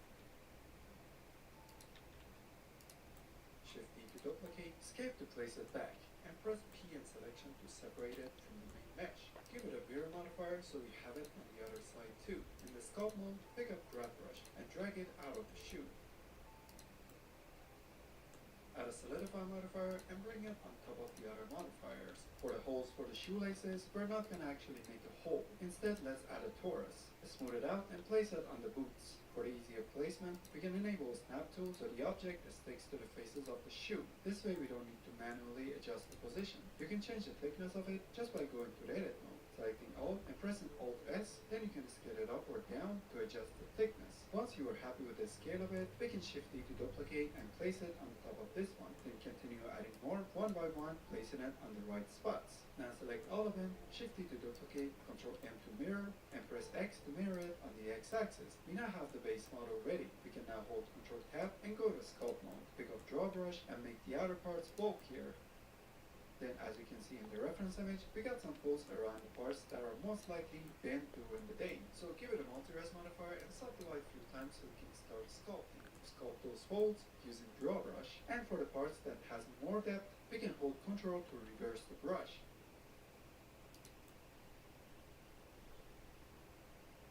Now let's sculpt the stitch lines. We can press Shift C to switch to crease brush. In the stroke menu, you can enable stabilize the stroke. Then we can start creating these lines around the shoe to whatever shape you want. For the start, I'm going to sculpt one in the back, then another one from this way all the way to the top. Having a drawing tablet would really help in these kind of situations, but you can still get good results with the mouse. The design is really up to you. It's time to add some irregularities to make the leather look more believable. So let's pick up inflate brush and sculpt some ups and downs. Don't worry about the holes, we'll fix it later. Wasn't happy with the design, so I subdivided it one more time so we get more topology around these parts. Then I started creating the stitch lines again. One technique I always use is that after I add the stitch lines, I use the same crease brush but a bit larger, then hold Ctrl and draw on the same line I just sculpted. This way the edges get sharper and whole thing gets more pronounced. I disable the stabilize the stroke because I'm comfortable with the tablet, but I highly recommend using it if you're using a mouse. Now select the main boots again, and using draw or inflate brush, hold click and start adding those irregularities here as well. Add it up until this point, because only this part is affected by the bending and the stretching caused by the tight shoelaces. There are a bunch of ways to make shoelaces. For this one, I'm just going to add a plane, scale it down and place it in the bottom. While the snapping is enabled, I adjust the points. Extrude it to the side until it reaches the other hole. Now disable the snapping. Select the edge on the side and extrude it forward so it passes through the hole. Then extrude it again and reach the second hole on the other side. Do the same thing for the other one on the other side. Notice these faces don't have the bluish color. That means their normals are backwards. So in the face select mode, select these faces. You can press Alt N or go to Mesh, Normals and Flip. Add a solidify modifier to give it some thickness. Now in the edit mode or sculpt mode, using a grab brush, try to fit it with the hole, so it just looks like it goes through the hole. Move your mouse on top of the shoe and press Alt Q so we can switch to this mesh. Now using a grab brush, push these parts to the inside, because obviously the parts that are pulled by the laces should be more tied up. From here it gets easier. Just select the shoelace, duplicate and place it on the next holes. Now we just have to align the laces with the new holes. Then switch to the boots again and do the same thing to the edges. Just push those parts behind the laces. In the edit mode, select the bottom part of the laces and delete it. we don't have that anymore. The process should be pretty clear by now. Now for the last one, it's a bit more complex because we're going to tie a knot. Select one of the laces, select the faces of only one part of it, duplicate and bring it to the top. Delete half and get another duplicate for the other side and bend it this way. Then bring another one, rotate it this way and try to bend it like this to make it look more like a knot. It might get a bit confusing. If it's too hard, just look at your own shoes for the reference.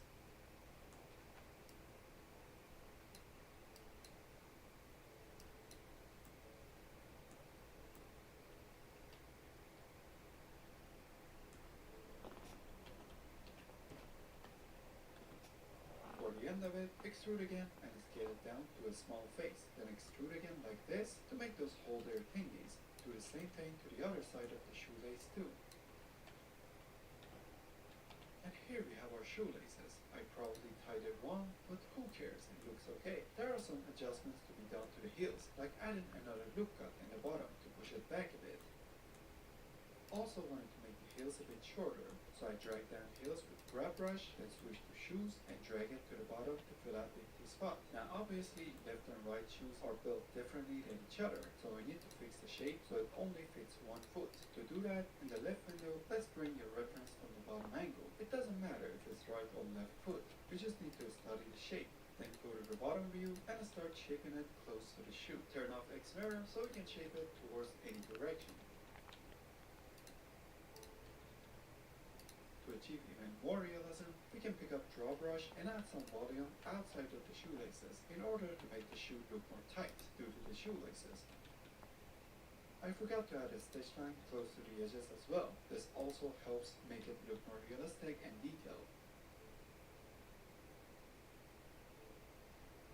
Front of the boots is still too long, so let's go to the sculpt mode and drag it to the back of it. Then do the same thing to the heels mesh too. And this is the final model. We're gonna add the stitch lines and fully texture it in the next video, so be sure to subscribe so you won't miss it. And also check out my Gumroad and Patreon page to download the 3D files and full real-time process video of making this and lots of other characters from the channel.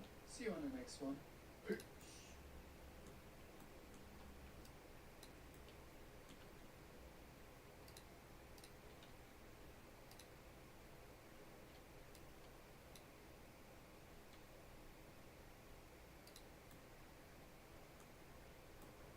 I talked all about the cloth simulation brushes and how they work in the last video, and I promised to show you how to actually make this jacket using those brushes. As always, you can find all the 3D files and real-time videos of making the characters in my Gumroad and Patreon page. Link in the description. Let's get it. First, we're gonna make the low poly model of the jacket. If you already have a base model, skip to the cloth sim part. Okay, start with a plane. Rotate it at a mirror modifier. And in the edit mode, while the snap is enabled, using polybuild tool, place it on the body. Move your mouse to the outside of the edge, and when it turns blue, extrude it out. Also, I'm using Draw X-Ray add-on to see the mesh better. Then start extruding around the mesh. In the mirror modifier, turn off clipping, so both sides stick together. Back to select mode, Ctrl R to add a loop cut. Then bottom edge select mode, select this edge, and press G 2 times, so it moves along the edges. We're going to use this part for the jacket's color. Then extrude this edge to the outside. Then move your mouse between these edges and hold Ctrl until you see the blue line. Click to make a new face. Do that over and over to cover the body like this.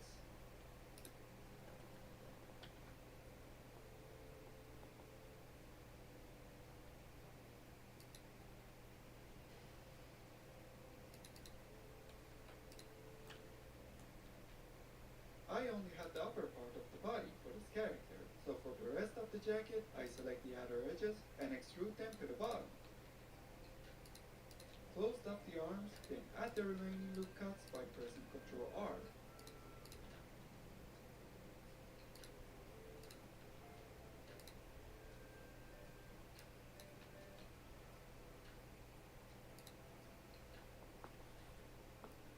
For this jacket, I'm gonna fold these sleeves as you saw in the thumbnail. For that, we gotta have more geometries. We need to make the sleeves longer, so when it folds, it looks right. I extruded the edges to the inside, so we get some thickness. Also extrude this part out. I realized I needed more faces, so I added more by pressing Ctrl R and rolling the mouse wheel up. Also select the the color and extrude them down because we need them noticeable. When you are happy with the base shape, go ahead and add multi-res, then subdivide so we can begin. Okay, now for the cloth simulation brushes. Hold Ctrl Tab and switch to sculpt mode. First we're going to pick up pose. Press M to bring up the right menu, or in the tool settings, put the deformation target on Cloth Simulator, and the deformation on Squash and Stretch. With this deformation type, we squash to make folds, or stretch the cloth. I talked more about it on the cloth video. We can now grab the cloth and drag it to the bottom, resulting to this nice stretching around these areas. You might need to try it a few times to get the best results. Make sure X is enabled on the top so you get the same results on both sides. Wherever you put your mouse on and drag the mouse to a direction, cloth's gonna get the stretch on that direction. In the back, I pushed up the jacket to make some folds. Remember, we're still on low subdivision count, so we get these big folds. Don't go any more on the subdivision, at least for now. I'm gonna add different patterns to the bottom of the jacket. It should be separated from the rest of the mesh so we can work on it easily. To do that, we're gonna use face sets. I explained how to use face set brushes in the cloth video. If you want to check it out, pick up Draw Face Set brush and paint these areas. As I said, if you let go of the click, next click will be a new face set with a different color. So if you want to continue with that face set, hold Ctrl on the color parts and start drawing to continue drawing the face set. Now we need to make it so only this part gets affected by our brush. To do that, go to the right menu and under Advanced, on Auto Masking, enable Face Set. Now it gets restricted only on the face set. I drag it down just a bit to make it flatter. We're going to work more on it later. I'm going to make these folds stronger, so I pick up Cloth Brush. I change the deformation from drag to snake hook. I just drag these folds to the bottom, so it would be more visible.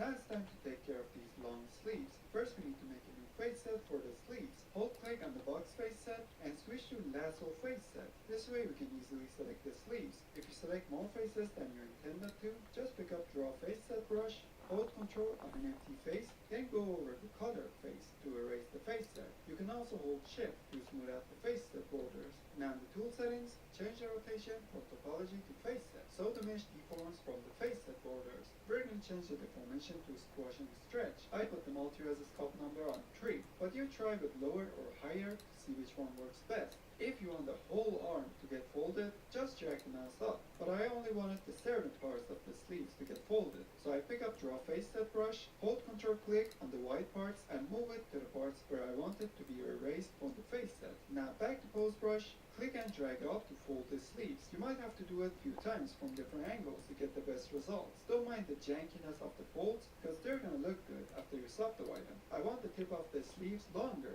Back to Draw Face Set brush, I create a new face set around the tip. In the Advanced tab, enable Face Set Auto Masking, so the deformation doesn't go outside of the face set. We don't want too much folds on this one, so I decrease the sculpt number on multi-res. Now we can straighten up the tip by dragging the mouse down. I pick up the grab brush and push it inside just a bit. Now let's pose the jacket so it looks nicer. Using Draw Face Set, cover the full arm.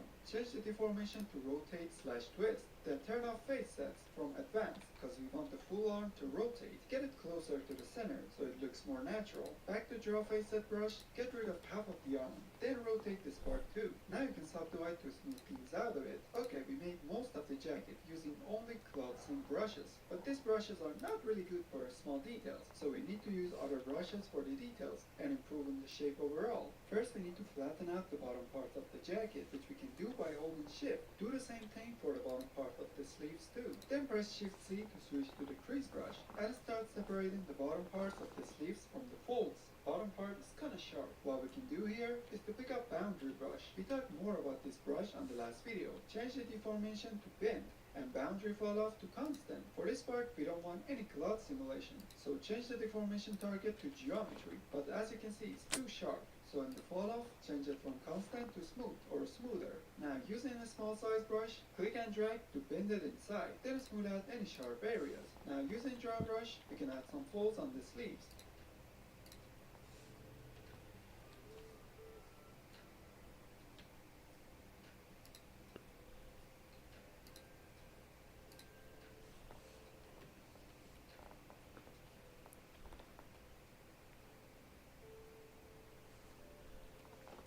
Also add some to the front to make the folds pop out a bit more.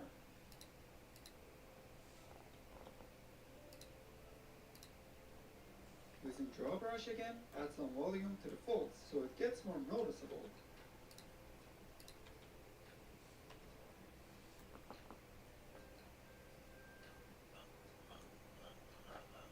We can also add some thickness to the edges to make it more realistic.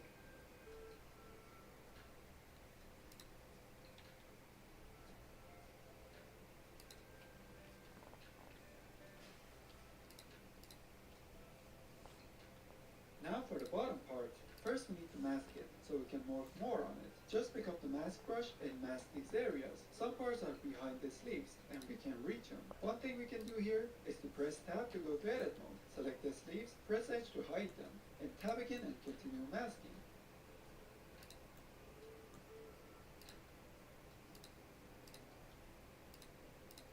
First Ctrl I to invert the mask. Now we can add some folds to this one without ruining the jacket.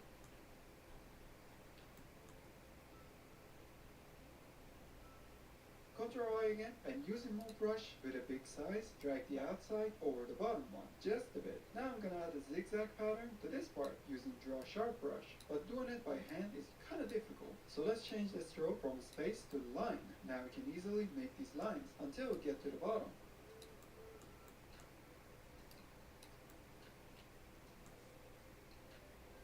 Then using inflate brush, make these kinda aerated parts in the middle so it would look like the stitches push the cloth inside.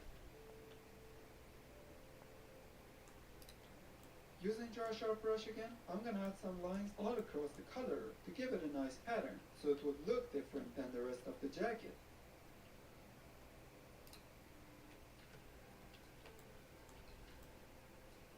I'm gonna add some small folds close to the edges, so it would look like cloth got a stretch in these areas, but you do yours based on the type of clothing you have.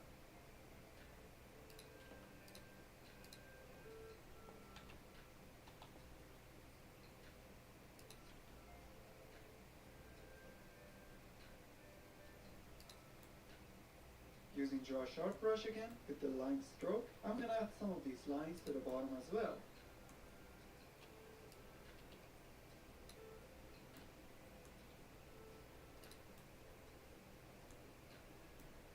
And we are done with the modeling. In the next video, we're going to texture it and make the shader all in Blender. Maybe hang around so you won't miss it. If the video was helpful, like and sub would be great.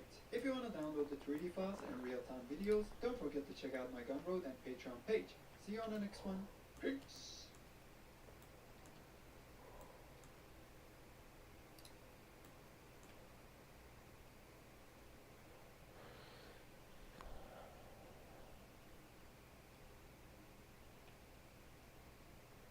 In the last video, we made this jacket mostly using cloud simulation brushes. If you haven't seen it, it's on the top right corner. Now we're going to use Blender Kit to texture it fully in Blender. If you want to use Quixel or Substance add-on, I don't care. It's literally the same procedure. Before we start, if you want to download the 3D files and real-time videos, check out my Gumroad and Patreon page. It also helps me make more videos like this. Link in the description. Let's go.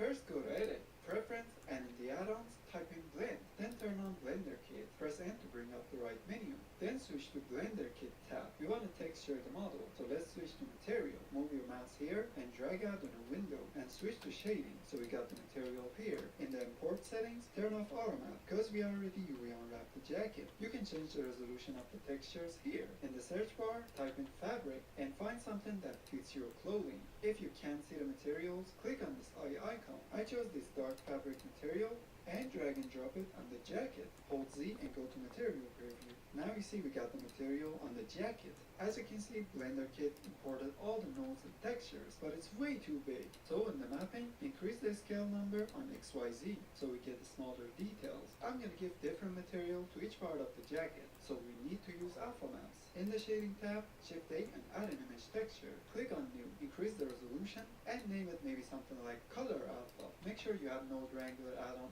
enabled. Ctrl Shift and click on the image texture. Go to Texture Paint tab. I'm going to give the color a separate material. Let's select the jacket. And find something that fits your clothing. First go to Edit, Preference, and in the add-ons, type in Blend. Then turn on Blender Kit. Press N to bring up the right menu. Then switch to Blender Kit tab. We want to texture the model, so let's switch to material. Move your mouse here and drag out the window and switch to shading. So we got the material here. In the import settings, turn off auto map. Because we already re-unwrap the jacket, you can change the resolution of the textures here. I talked all about the cloth simulation brushes and how they work in the last video. And I promised to show you how to actually make this jacket using those brushes. As always, you can find all the 3D files and real-time videos of making the characters in my This guy voice Patreon page. Link in the sounds so fake. description. Let's get it. First, we're gonna make the low poly model of the jacket. If you already have a base model, skip to the cloth sim part. Okay, start with a plane. Rotate it at a mirror modifier. And in the edit mode, while the snap is enabled, using polybuild tool, place it on the body. Move your mouse to the outside of the edge, and when it turns blue, extrude it out. Also, I'm using Draw X-Ray add-on to see the mesh better. Then start extruding around the mesh. In the mirror modifier, turn on clipping, so both sides stick together. Back to select mode, Ctrl R to add a loop cut. Then bottom edge select mode, select this edge, and press G 2 times, so it moves along the edges. We're going to use this part for the jacket's color. Then extrude this edge to the outside. Then move your mouse between these edges and hold Ctrl until you see the blue line. Click to make a new face. Do that over and over to cover the body like this.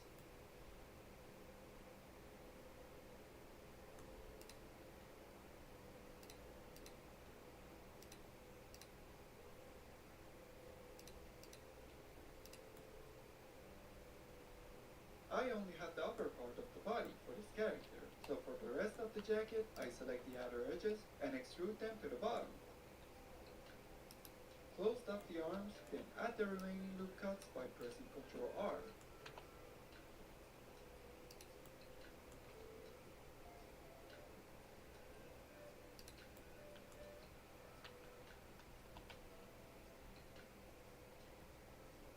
For this jacket, I'm gonna fold these sleeves as you saw in the thumbnail. For that, we gotta have more geometries. We need to make the sleeves longer, so when it folds, it looks right. I extruded the edges to the inside, so we get some thickness. Also extrude this part out. I realized I needed more faces, so I added more by pressing Ctrl R and rolling the mouse wheel up. Also selected the faces around the color and extrude them down because we need them noticeable. When you are happy with the base shape, go ahead and add multi-res. Then stop the light so we can begin. Okay, now for the cloth simulation brushes. Hold Ctrl Tab and switch to sculpt mode. First, we're going to pick up pose.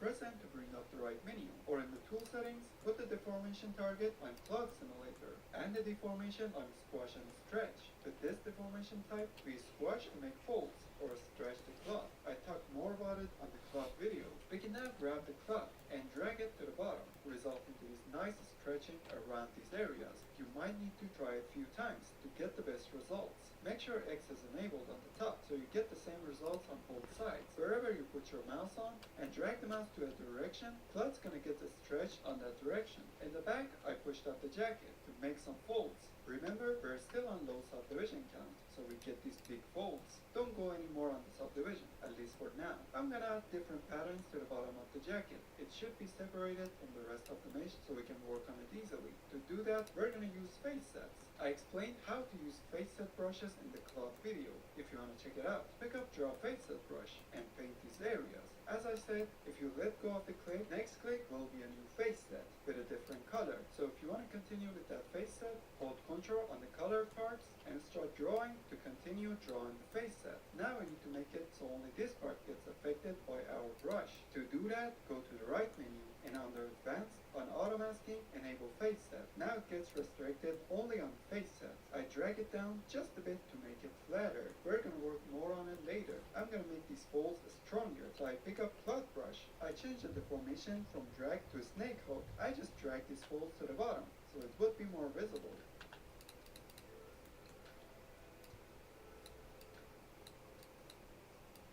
Now it's time to take care of these long sleeves. First we need to make a new face set for the sleeves. Hold click on the box face set and switch to lasso face set. This way we can easily select the sleeves. If you select more faces than you intended to, just pick up Draw Face Set brush, hold Ctrl on an empty face, then go over the color face to erase the face set. You can also hold Shift to smooth out the face set borders. Now in the tool settings, change the rotation from topology to face set. So to mesh deforms from the facet borders. We're going to change the deformation to squash and stretch. I put the multi-res scope number on 3, but you try with lower or higher to see which one works best. If you want the whole arm to get folded, just drag the mouse up. But I only wanted the certain parts of the sleeves to get folded. So I pick up Draw Face Set brush, hold Ctrl click on the white parts and move it to the parts where I want it to be erased from the face set. Now back to Pose brush, click and drag up to fold the sleeves. You might have to do it a few times from different angles to get the best results. Don't mind the jankiness of the folds, because they're gonna look good after you subdivide them. I want the tip of the sleeves longer. Back to Draw Face Set brush, I create a new face set around the tip. In the Advanced tab, enable face set automatically, so the deformation doesn't go outside of the face set. We don't want too much folds on this one, so I decrease the sculpt number on multi-res. Now we can straighten up the tip by dragging the mouse down.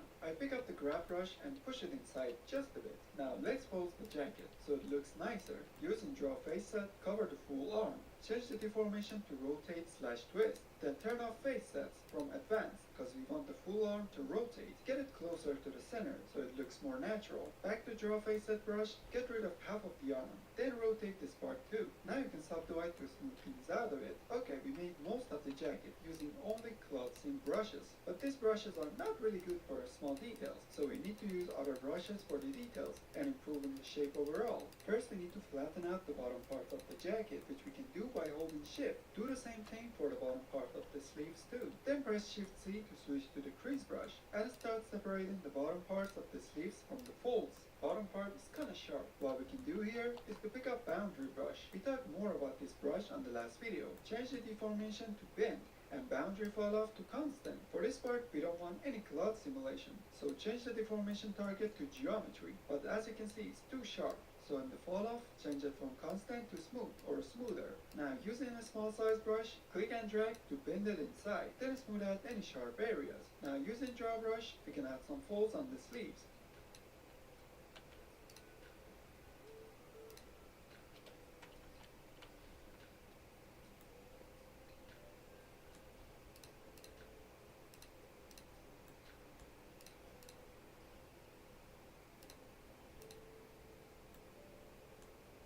Also add some to the front to make the folds pop out a bit more.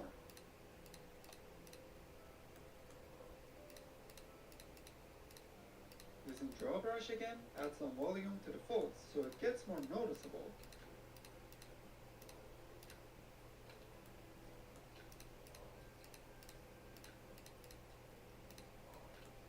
We can also add some thickness to the edges to make it more realistic.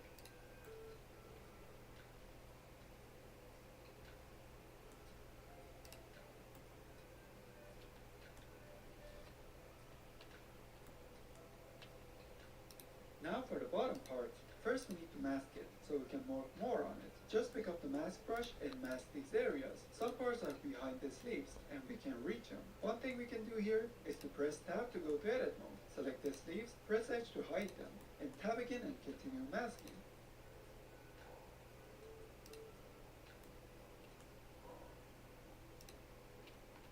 Press Ctrl I to invert the mask. Now we can add some folds to this one without ruining the jacket.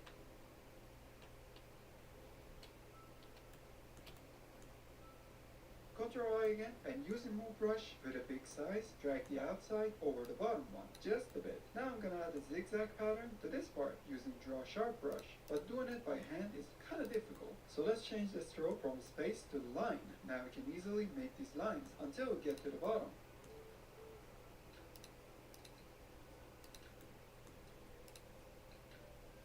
Then using inflate brush, make these kinda aerated parts in the middle so it would look like the stitches push the cloth inside. Using draw sharp brush again, I'm gonna add some lines all across the color to give it a nice pattern so it would look different than the rest of the jacket.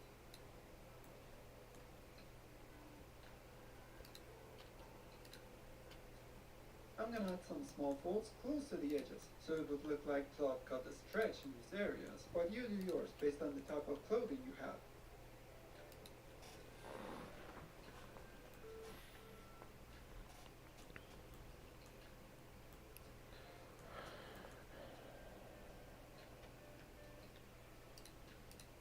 Using Using Draw Sharp Brush again with the line stroke, I'm gonna add some of these lines to the bottom as well.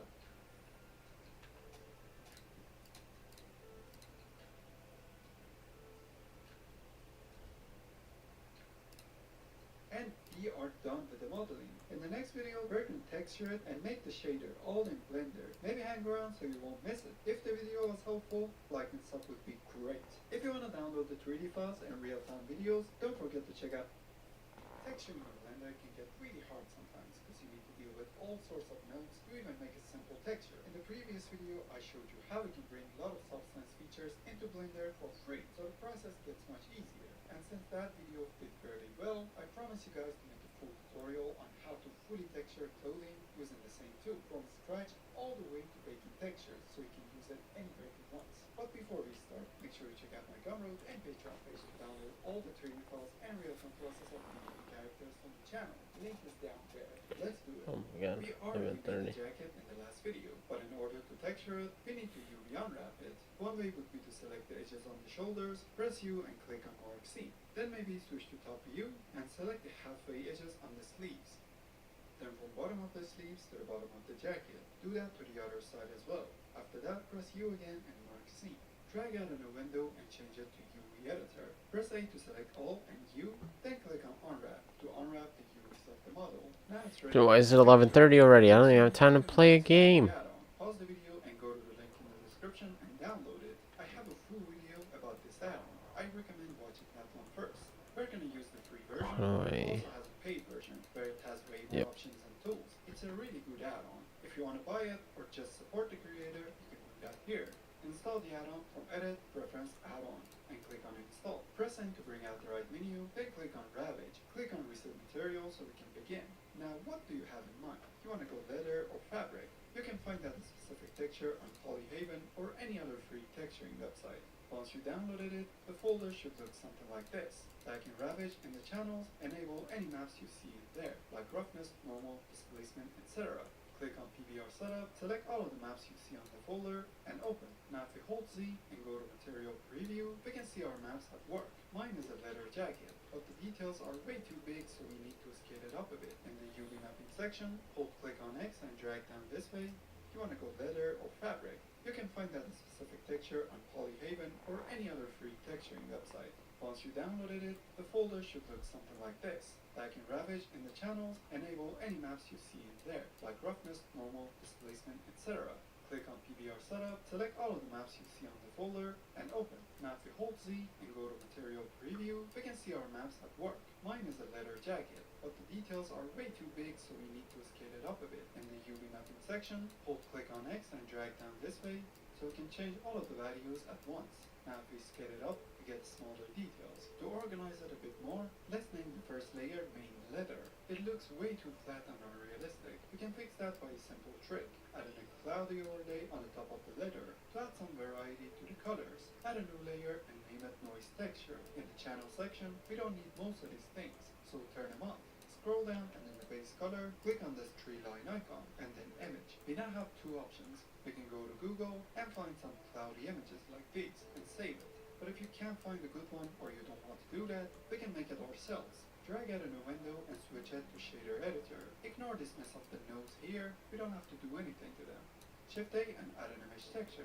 Click on New and name it Noise. We don't need a high number for the resolution, so click on OK. Shift A again and add an emission node. Add a noise texture and connect it to the emission. We're going to use this node to create our cloudy texture. Connect the emission to the main shader so we can see it. If you haven't enabled the Node Wrangler yet, go to Edit, Preference, Add-on, and find Node Wrangler. Now while the noise texture is selected, press Ctrl T and add the coordinates node, then connect the object to the mapping. The noises are too small, so let's decrease the scale so we get bigger noise texture. In the render settings, change it to cycles and scroll down to find the bake section. Change the bake type to emit so it projects the emission. Now while the image texture node is selected, click on bake to bake the noise texture to this image. After it's done, go to UV editing and you should see something like this. Go to image and click on save as. save it somewhere so we don't lose it. We can now reconnect the main shader. Back to the add-on. In the base color, click on this folder icon to open up the texture we just baked. Put it on overlay so it mixes up with the previous texture. You can see it improved from the basic leather color and it's now more believable, but it's a bit too intense. Let's tone it down by decreasing the opacity on the other side. This part is not necessary, but I added HDRI map to see the jacket in a better lighting. In order to make it look more worn out, we have to add some highlights and shadows in some places. Leave only the base color because we don't need the others. Change the base color to image and create a new texture. Click on this icon to start painting. For its color, we can choose a 70-75% black. Ball fill tool is selected, click one. What'd you call me? Since we're gonna add highlights, let's put it on overlay. Then using a small brush and a lighter color, start painting on the more exposed parts, like the bulge out parts and the folds.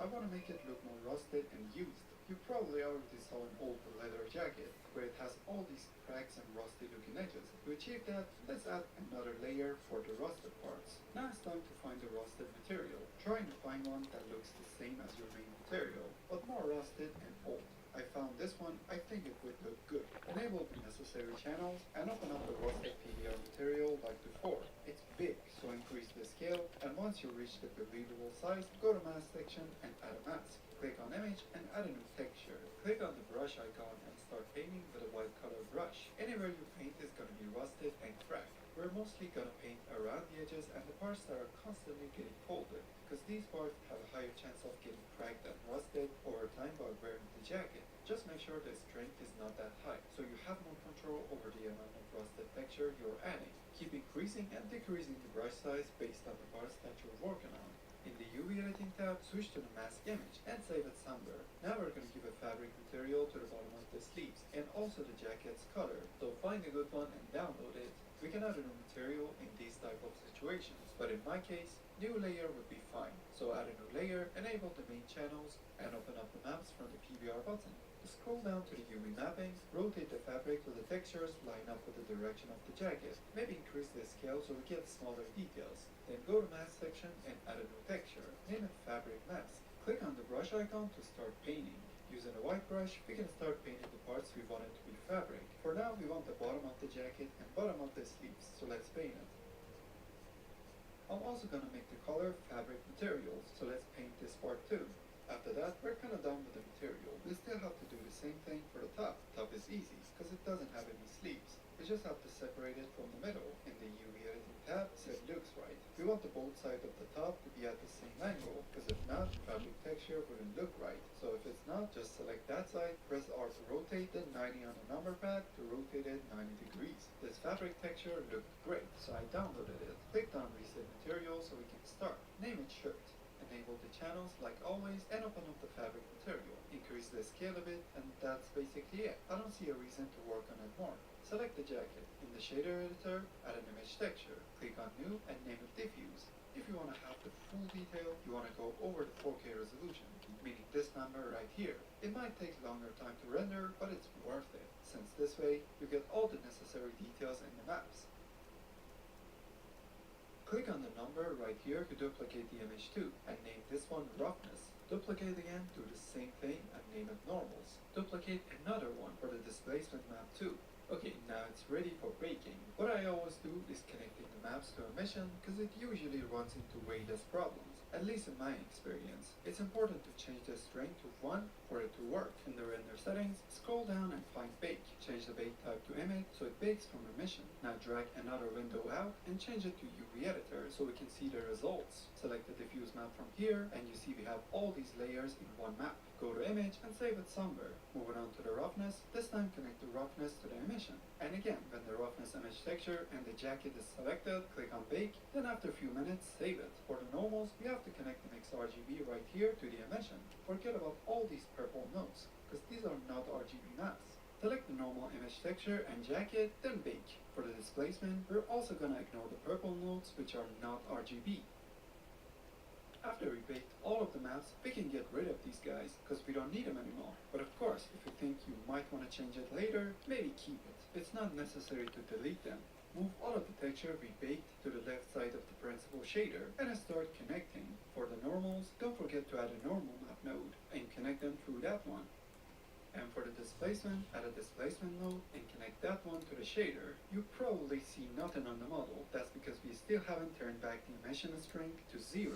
Decrease the displacement if it's too much. You are probably asking why the textures look low resolution. In the edit preference under texture, we got a limit size. This limits the resolution of the textures for better performance. 256 is a bit low, so let's increase it. Do the exact same thing for the top 2. It's literally the same process. There's no reason to show it again. And this is it. You got a full clothing with really high quality baked textures that you can use basically anywhere with few clicks. Hope you find the video helpful. If you did, like and sub would be great. Check out the link in the description for the add-on and the real-time process videos of the jacket and lots of other characters on my Gumroad and Patreon page. See you on the next one. Peace.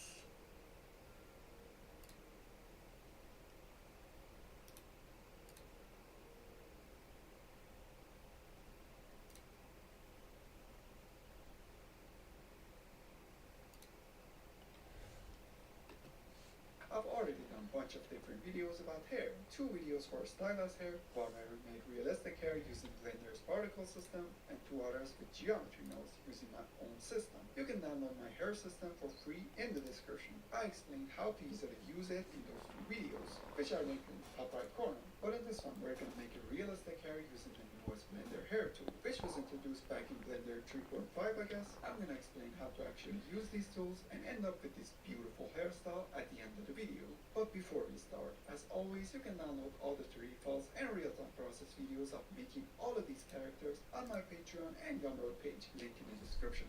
Let's go. First thing to do is to figure out the hairstyle. It's way better to find some reference images before starting. These images will help you understand the flow and layers of the hair better. You can also experiment with different hairstyles by adding a sphere and going to the sculpt mode and shaping it using grab brush. How it looks or that the mesh is stretched is not important at all, because it's only for preview, and after that it's gonna be used for guiding the hairline. In the sculpt mode, I keep remeshing it by pressing Ctrl R so it can be reshapeable. This step is not necessary. You can skip to the time I show on the screen if you want to start right away on the hair. But I highly recommend you do this part because it helps guiding the hair curves easier.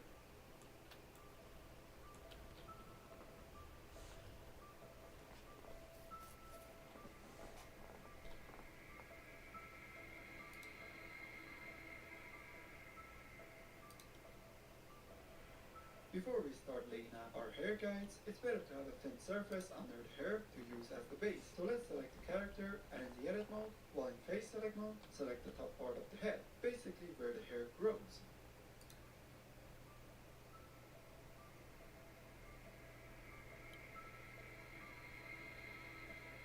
Shift E to duplicate, escape to place it back. PM selection to separate it from the object. Select the surface, Shift A, and in the curve, add an empty hair. Hold Ctrl Tab and go to sculpt mode. This is where the fun begins. Pick up the add tool and on the top, click on curve shape. Change the length based on the length and points of your hair. If you want to create a short hair, put in a small number. But if you want to make long hair like mine, increase both, because we need it. Now let's start putting hair guides on the surface. To see the hair through the hair mesh, toggle to X-ray mode. We want to start from the bottom first, because it's better to stack the hair layer by layer, from bottom to the top, to avoid hair tangling together. And start grooming the hair curve to the direction of your choosing. In this one, the hair is falling down, so I grab the hair and drag it to the bottom. Once you are satisfied, we can move on to the next hair strand. Click on Add tool again, add a new hair strand, switch to Select tool, select a new hair strand. Now back to Comb tool and start grooming it. Don't forget we're going bottom to the top, so take care of the bottom layer first and just lay out the hair on the body and use the comb to form the guides without going through the body.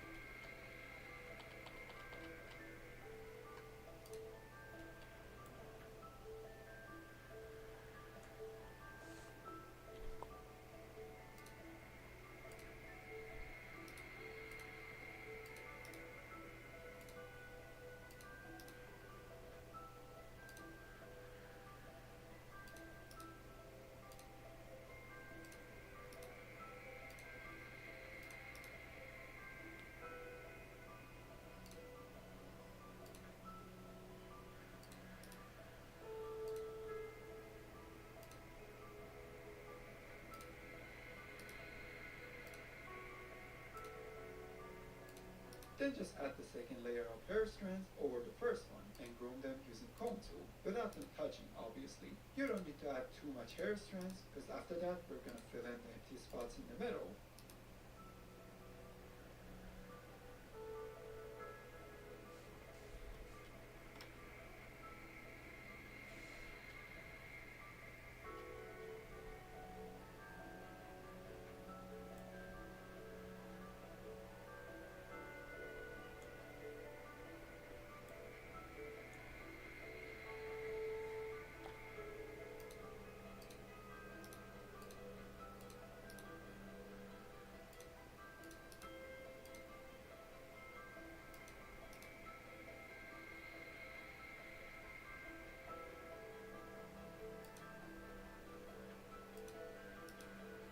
If you misplace the hair strand and you want to move it somewhere else, just pick up a slide tool and move that specific hair strand to a new location. Then just proceed to add hair strands layer by layer according to the hair clump we already sculpted. Just add a new hair strand, select it using select tool, and groom it using comb tool. Really simple.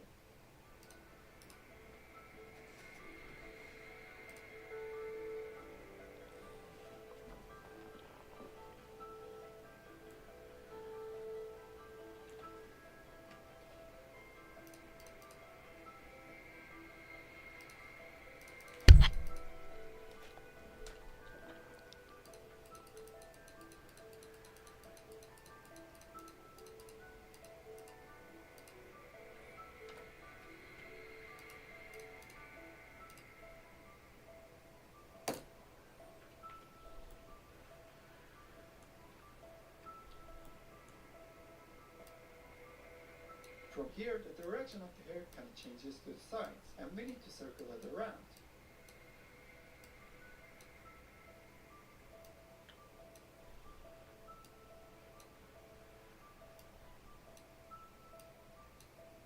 We can go back to object mode and select the hair clump, then press Edge to hide it. Now go to render settings, and under curve, change the strand to strip, and add 3 additional subdivisions. Now that we have our hair guides, we can groom it all at once with the comb tool, or you can switch to select mode and select individual hair strands, then switch back to comb tool to groom that specific hair. Now move the mouse to the corner of the screen and drag out a new window so we can have our ready hair assets. Click on this icon on the top left and select the asset browser. Find interpolate hair and drag and drop it on the hair. If you don't see it, don't worry, it's probably a Blender bug. Just close Blender and reopen it. Click on the surface box or color picker and choose the head surface that we made as the surface. As you can see, after we done that, the hair got spread all over the surface randomly. We want it to only spread across the parts we like. We can do that by adding weight paint to those areas. Let's disable the interpolate in the viewport just for now. Then select the surface and hold Ctrl Tab, then go to weight paint mode. While the string is on 1, start coloring the areas you want the hair to grow.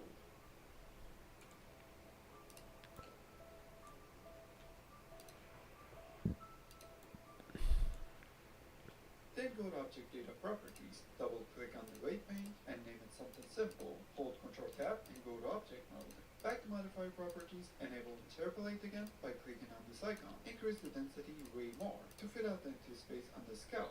When it looks like that girl from the movie Rig, it's time to click on this icon, then type in the name of the weight paints we just made. Now the hair should be limited only to the weight painted parts. But there's a problem, and that's when you have hairstyle like this, that the hair departs on each side, Blender doesn't know where to actually separate it. We gotta fix that manually. Select the hair surface, press Tab to go to Edit Mode, while in Edge Select Mode, find the middle edge. Hold Alt and click on it to select the full row of edges. Ctrl B to bevel, then roll up the mouse wheel one time to add an additional edge in between. Now this edge would be used to separate our hair direction. To do that, hold Alt and select the middle edge, press Alt N, and faces by edge. If it doesn't change anything, that means in the Modify Properties, Part by Mesh Blends is not enabled. Go ahead and enable it. Now we can move on to the other hair assets. Let's drag and drop clump hair into our hair. We can now change the settings in the Modify Properties. We don't want it to look like red hair, so let's decrease the guide distance. Also change the clump offset to a way lower number than the guide distance. Guide distance is still too much, so I lower it even more. To get better results, we can click on this and duplicate the hair clump. We can make this one's guide distance lower than the previous one. Now that we're done with the base, we can add more things like braid hair curves, for example. Just drag and drop it on the hair to add the effect to the hair. And on the right, you can change all the settings. Braid start determines the starting point for the braiding. If your character doesn't have a natural curly hair and it's just starting to curl at a certain point, we can increase it. We can also change the radius to change the scale of these curls. Then if the whole thing is too much, we can decrease the factor altogether. To add more realism to the hair, we can drag and drop frizz on the hair. If your character has a straight, clean hair, avoid this one. But a little bit of this might help with the realism. Just mess around with the distance and shape. Now to change the thickness of each hair strand, we got set hair curve node. Once we drag and drop it on the hair, we got these options on the right. Radius is the thickness of the whole thing. Factor min and max represent the thickness of the root and tips. If you're not scared of the project getting heavy, you can increase the density of the hair and then interpolate hair curves. So if you lower the thickness of the hair, you need to increase the amount of hair to cover up the scalp. And more hair, meaning heavier project, so be careful with that. Apply any changes you want to the hairstyle or settings, because we're going to move on to the next part of the hair. Again, you can always pick up select tool and select bunch of hair strand and groom it using comb tool. In the object mode, select the surface again. Shift A and add an empty hair. Select the add tool and add a couple of new hair strands. You can lower the height from the curve shape option on the top, but if you haven't done that, you can pick grow shrink tool. Switch to subtract from the top or on the right menu and start shrinking down the hair to your desired height. While on the side view, using comb tool, groom the hair down, then groom it to the side.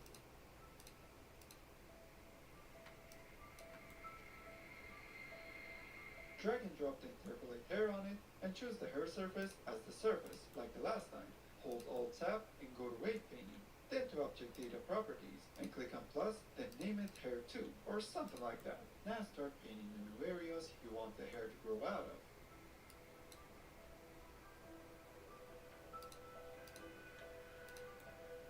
Then in the modifier properties, click on this icon on the right side of the density mask and now type in the name of the weight paint you just made. Then increase the density to make it fuller. You can enable follow surface normals. For this one, that's gonna over the surface. Then start grooming it. I add 2 clumps to this one as well, but it might not be necessary in every case. Just mess around with the settings of the first one and duplicate it for the second one, then lower it down. We can now add braid hair to add some randomness to the hair, but we gotta lower the factor to a really low number to avoid having messy hair. Remember, we can always go back to weight paint mode to edit the areas we want the hair to grow out of. So if your hair is stuck out of their place or you think it should be somewhere else, you can just paint it out in the weight paint mode on that specific weight paint. We can now drag and drop the set hair curve on the hair to change the thickness of the hair strand. After that, we increase the density in the interpolate option to fill out the bald spots. Let's go back to object mode again and select the head surface. Shift A and add an empty hair again. Picking up add tool from curve shape, I decrease the length because I don't want it to be long in the front. Then I started adding some hair strand in the front. Not much because we're gonna fill it up later. Then I groom it to the bottom while I shape it to be tilted to the right.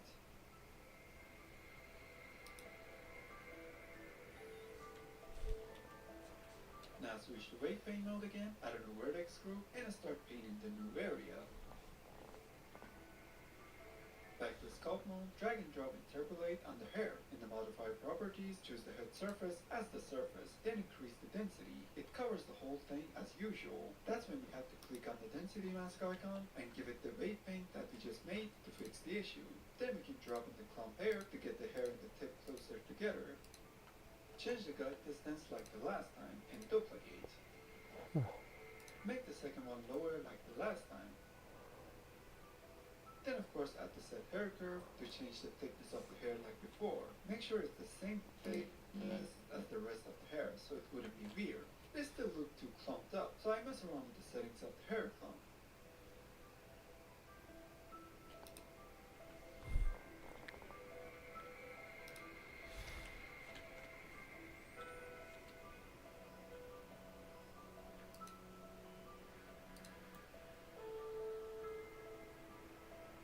If you have a decent PC, you can go to render settings and change the render engine from EV to cycles to see the hair better, but make sure you're on GPU compute if you have RTX GPU, because it's way faster than CPU rendering. We can also shape the hair in the rendered mode. Forming the shape of the hair in the rendered mode gives you a better vision of what the end result would look like. I groomed the hair a bit more to get it closer to what I have in mind. When you have a hair that separates from two sides, you will probably see some weird hairs sticking out in the middle and maybe going through the body or something Just gonna like have that. to If you're frickin' play around with this separate the thing. hair. First select I guess really I don't really need to do this because it's such a low poly count that select the right side and I don't think that's gonna make a difference. select the other But one, duplicate it, and the edit mode, delete I the just other half. can't You leave could it just alone. separate the two parts with separate by selection, but I think this way is safer for curves. We also have to separate the weight paint as well. I So learned go by edit making mode, press L on mistakes. one side of the head to select that half. Click on this icon and duplicate the weight paint. Click on remove to remove the right half from this weight paint. Now if you switch to weight paint, right half is gone. Back to edit mode, Ctrl I to invert the selection. Now click on the first weight paint, then remove. Move it to the top, then double click on it and separate it by naming it right and left so you don't get confused. Now select the left hair, under interpolate hair, write the name of the left weight paint in the density mask. Then select the right hair and do the same thing. Let's hide everything except the hair by pressing Edge. Now let's go to render view to see what we have done so far. To have a better lighting, I add a free HDRI map from Polyhaven. This is the name. If you want to use the same thing, you can find it on their website. Boy. Let's give it a new material. I'm going for a brown hair, so let's give it a brown color. You can assign the same material to each hair, but we can also select all hairs and select the one with the material last. Then press Ctrl L and link materials to link all of the materials to this one. You see nothing happens. I think it's a bug because when you switch to solid mode and render, it suddenly appears. Now if we zoom in a bit further, we can see each hair strand better. Then we can tweak the settings and fix the issues. As you can see, we got this weird There's too harsh many angles on the hair. sides. That's caused by the braid hair curves. To make it better, we can decrease the subdivision and frequency to get a smoother strand.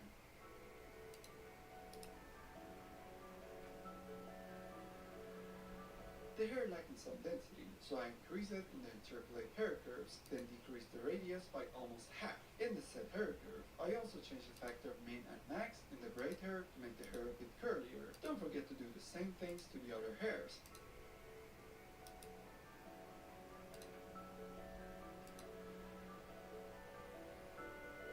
Now let's make the material for the hair. We already added a brown color. What I like to do is to mix it with principal hair node. So Shift A and add a principal hair this time, Shift A again and add a mix shader and drop it in between. Then connect the principal hair to the shader.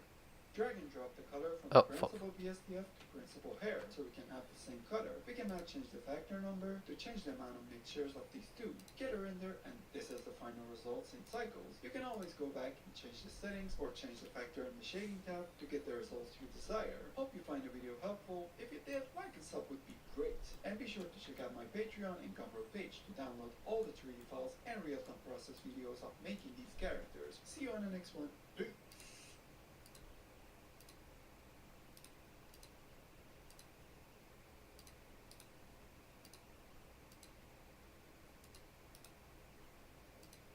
In the last video, we talked about the geometry node hair system and how it works. If you don't know the basics of this hair system, I highly recommend you check that one out. I put it on top right corner. But in this one, we're going to make this hair using the system I mentioned. So before starting the tutorial, go ahead and download the hair system for free on my Gumroad. You can also download the more easy to access version, where all the hair settings is on the modifier properties. That one is on my Gumroad as well. Let's go. First thing to do when you want to create hair is to analyze your reference in your mind. Separate the different parts of the hair, like the top and sides. It might be different based on the hairstyle. Then separate the hair to individual clumps to understand it better. Now look for the direction of each hair clump. These are all important when it comes to understanding the flow of the hair, so don't skip it. Bring your head, Shift A and go to curve. Then click on empty hair. Hold Ctrl Tab and go to scalp mode. But first, we gotta go to the render properties. And in the curves, change the shape from strand to strip and add a few additional subdivision to smooth out hair curves. Pick up the add brush. Set the count and length to whatever you want. I put the count on 2. You can change the length in the curve shape right here. Then start putting the hair on top of the head. Make sure you do it based on your hairstyle. Mine is full on the top, so I press F and drag the mouse to the right to make the brush bigger. Then spread it all over the top. Make sure you place the hair based on the reference where we separated each part. So do not spread it all over the head randomly. If you think you added too much or less than you want, don't worry. Just pick up density brush. In the curve shape, enable the interpolate options. And while the density mode is on auto, press Shift R and drag to left or right until you get to your desired density. Now you can fill out the empty spots or reduce the hair amount. Make Make sure you don't overcrowd the head, because we can take care of the hair amount in the geometry nodes. If you accidentally put some hair outside the areas you want, just pick up the lead brush and start removing the hair you don't want. Once you think it's good enough, pick up the comb tool and start grooming the hair. Make sure you click outside of the hair area and drag to the direction you want. This way you have more control over the intensity of the comb. Change the position of the camera and try grooming it from different angles. When you want to move the big portion of the hair, increase the size of the brush by pressing F and drag to the right. But for the front, you can lower the size of the brush and style it.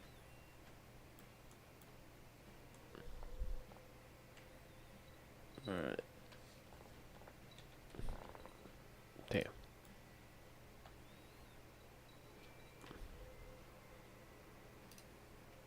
The hair is way too long in the back, so I I'm a pick up little the too shrink brush, big. and while it's on subtract, I slowly decrease the length of the hair in the back. Lower the strength of the brush if you think it's too intense. When you are satisfied with the top, let's move on to the side. Hold Ctrl Tab and go to Object Mode. Click on the head again, Shift A and go to Curve and add an empty hair.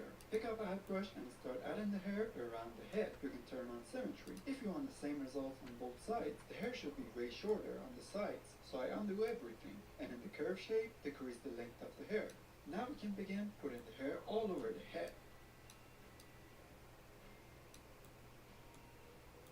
You can pick up density brush again and change the density to your liking. Then start fixing the space between the hair strands. There are some junk hair on the ears. We don't want that. So with the delete brush, we can remove those hair strands. You see we got some space between the ears and the hair. We can fix that using the slide brush. Click and drag the hair until you got your desired hairline. I realized it needed more density. So with the density brush, I made the hair fuller. We can groom the hair to the direction we want. First I drag it down, then shape the back of the head so the hair rests on the head. I keep doing it from different angles.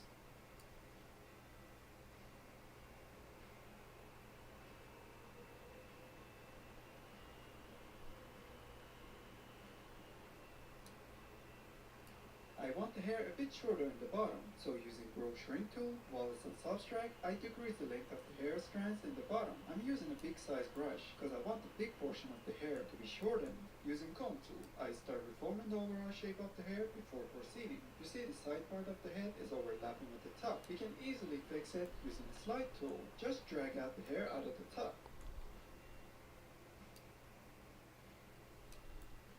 I want the side part fade out when it comes to the bottom, so we need to make the hair a bit longer on the upper part. I pick up a snake hook brush and drag the hair to the left to make it longer. You need to do it based on the direction of the hair. I realized when I was dragging the hair down, I made this huge gap on the other side of the hair. To fix that, we can use the density brush. So I select the hair on top and fill out the gap with the same density as the hair. You gotta make sure all the interpolate options from the curve shape is enabled, so it follows the shape and length of the other hair strands. If you're happy with the results, we can begin the geometry nodes process. Go to File and click on Append. Open the file you just downloaded from Gumroad, and in the node tree, import the main hair.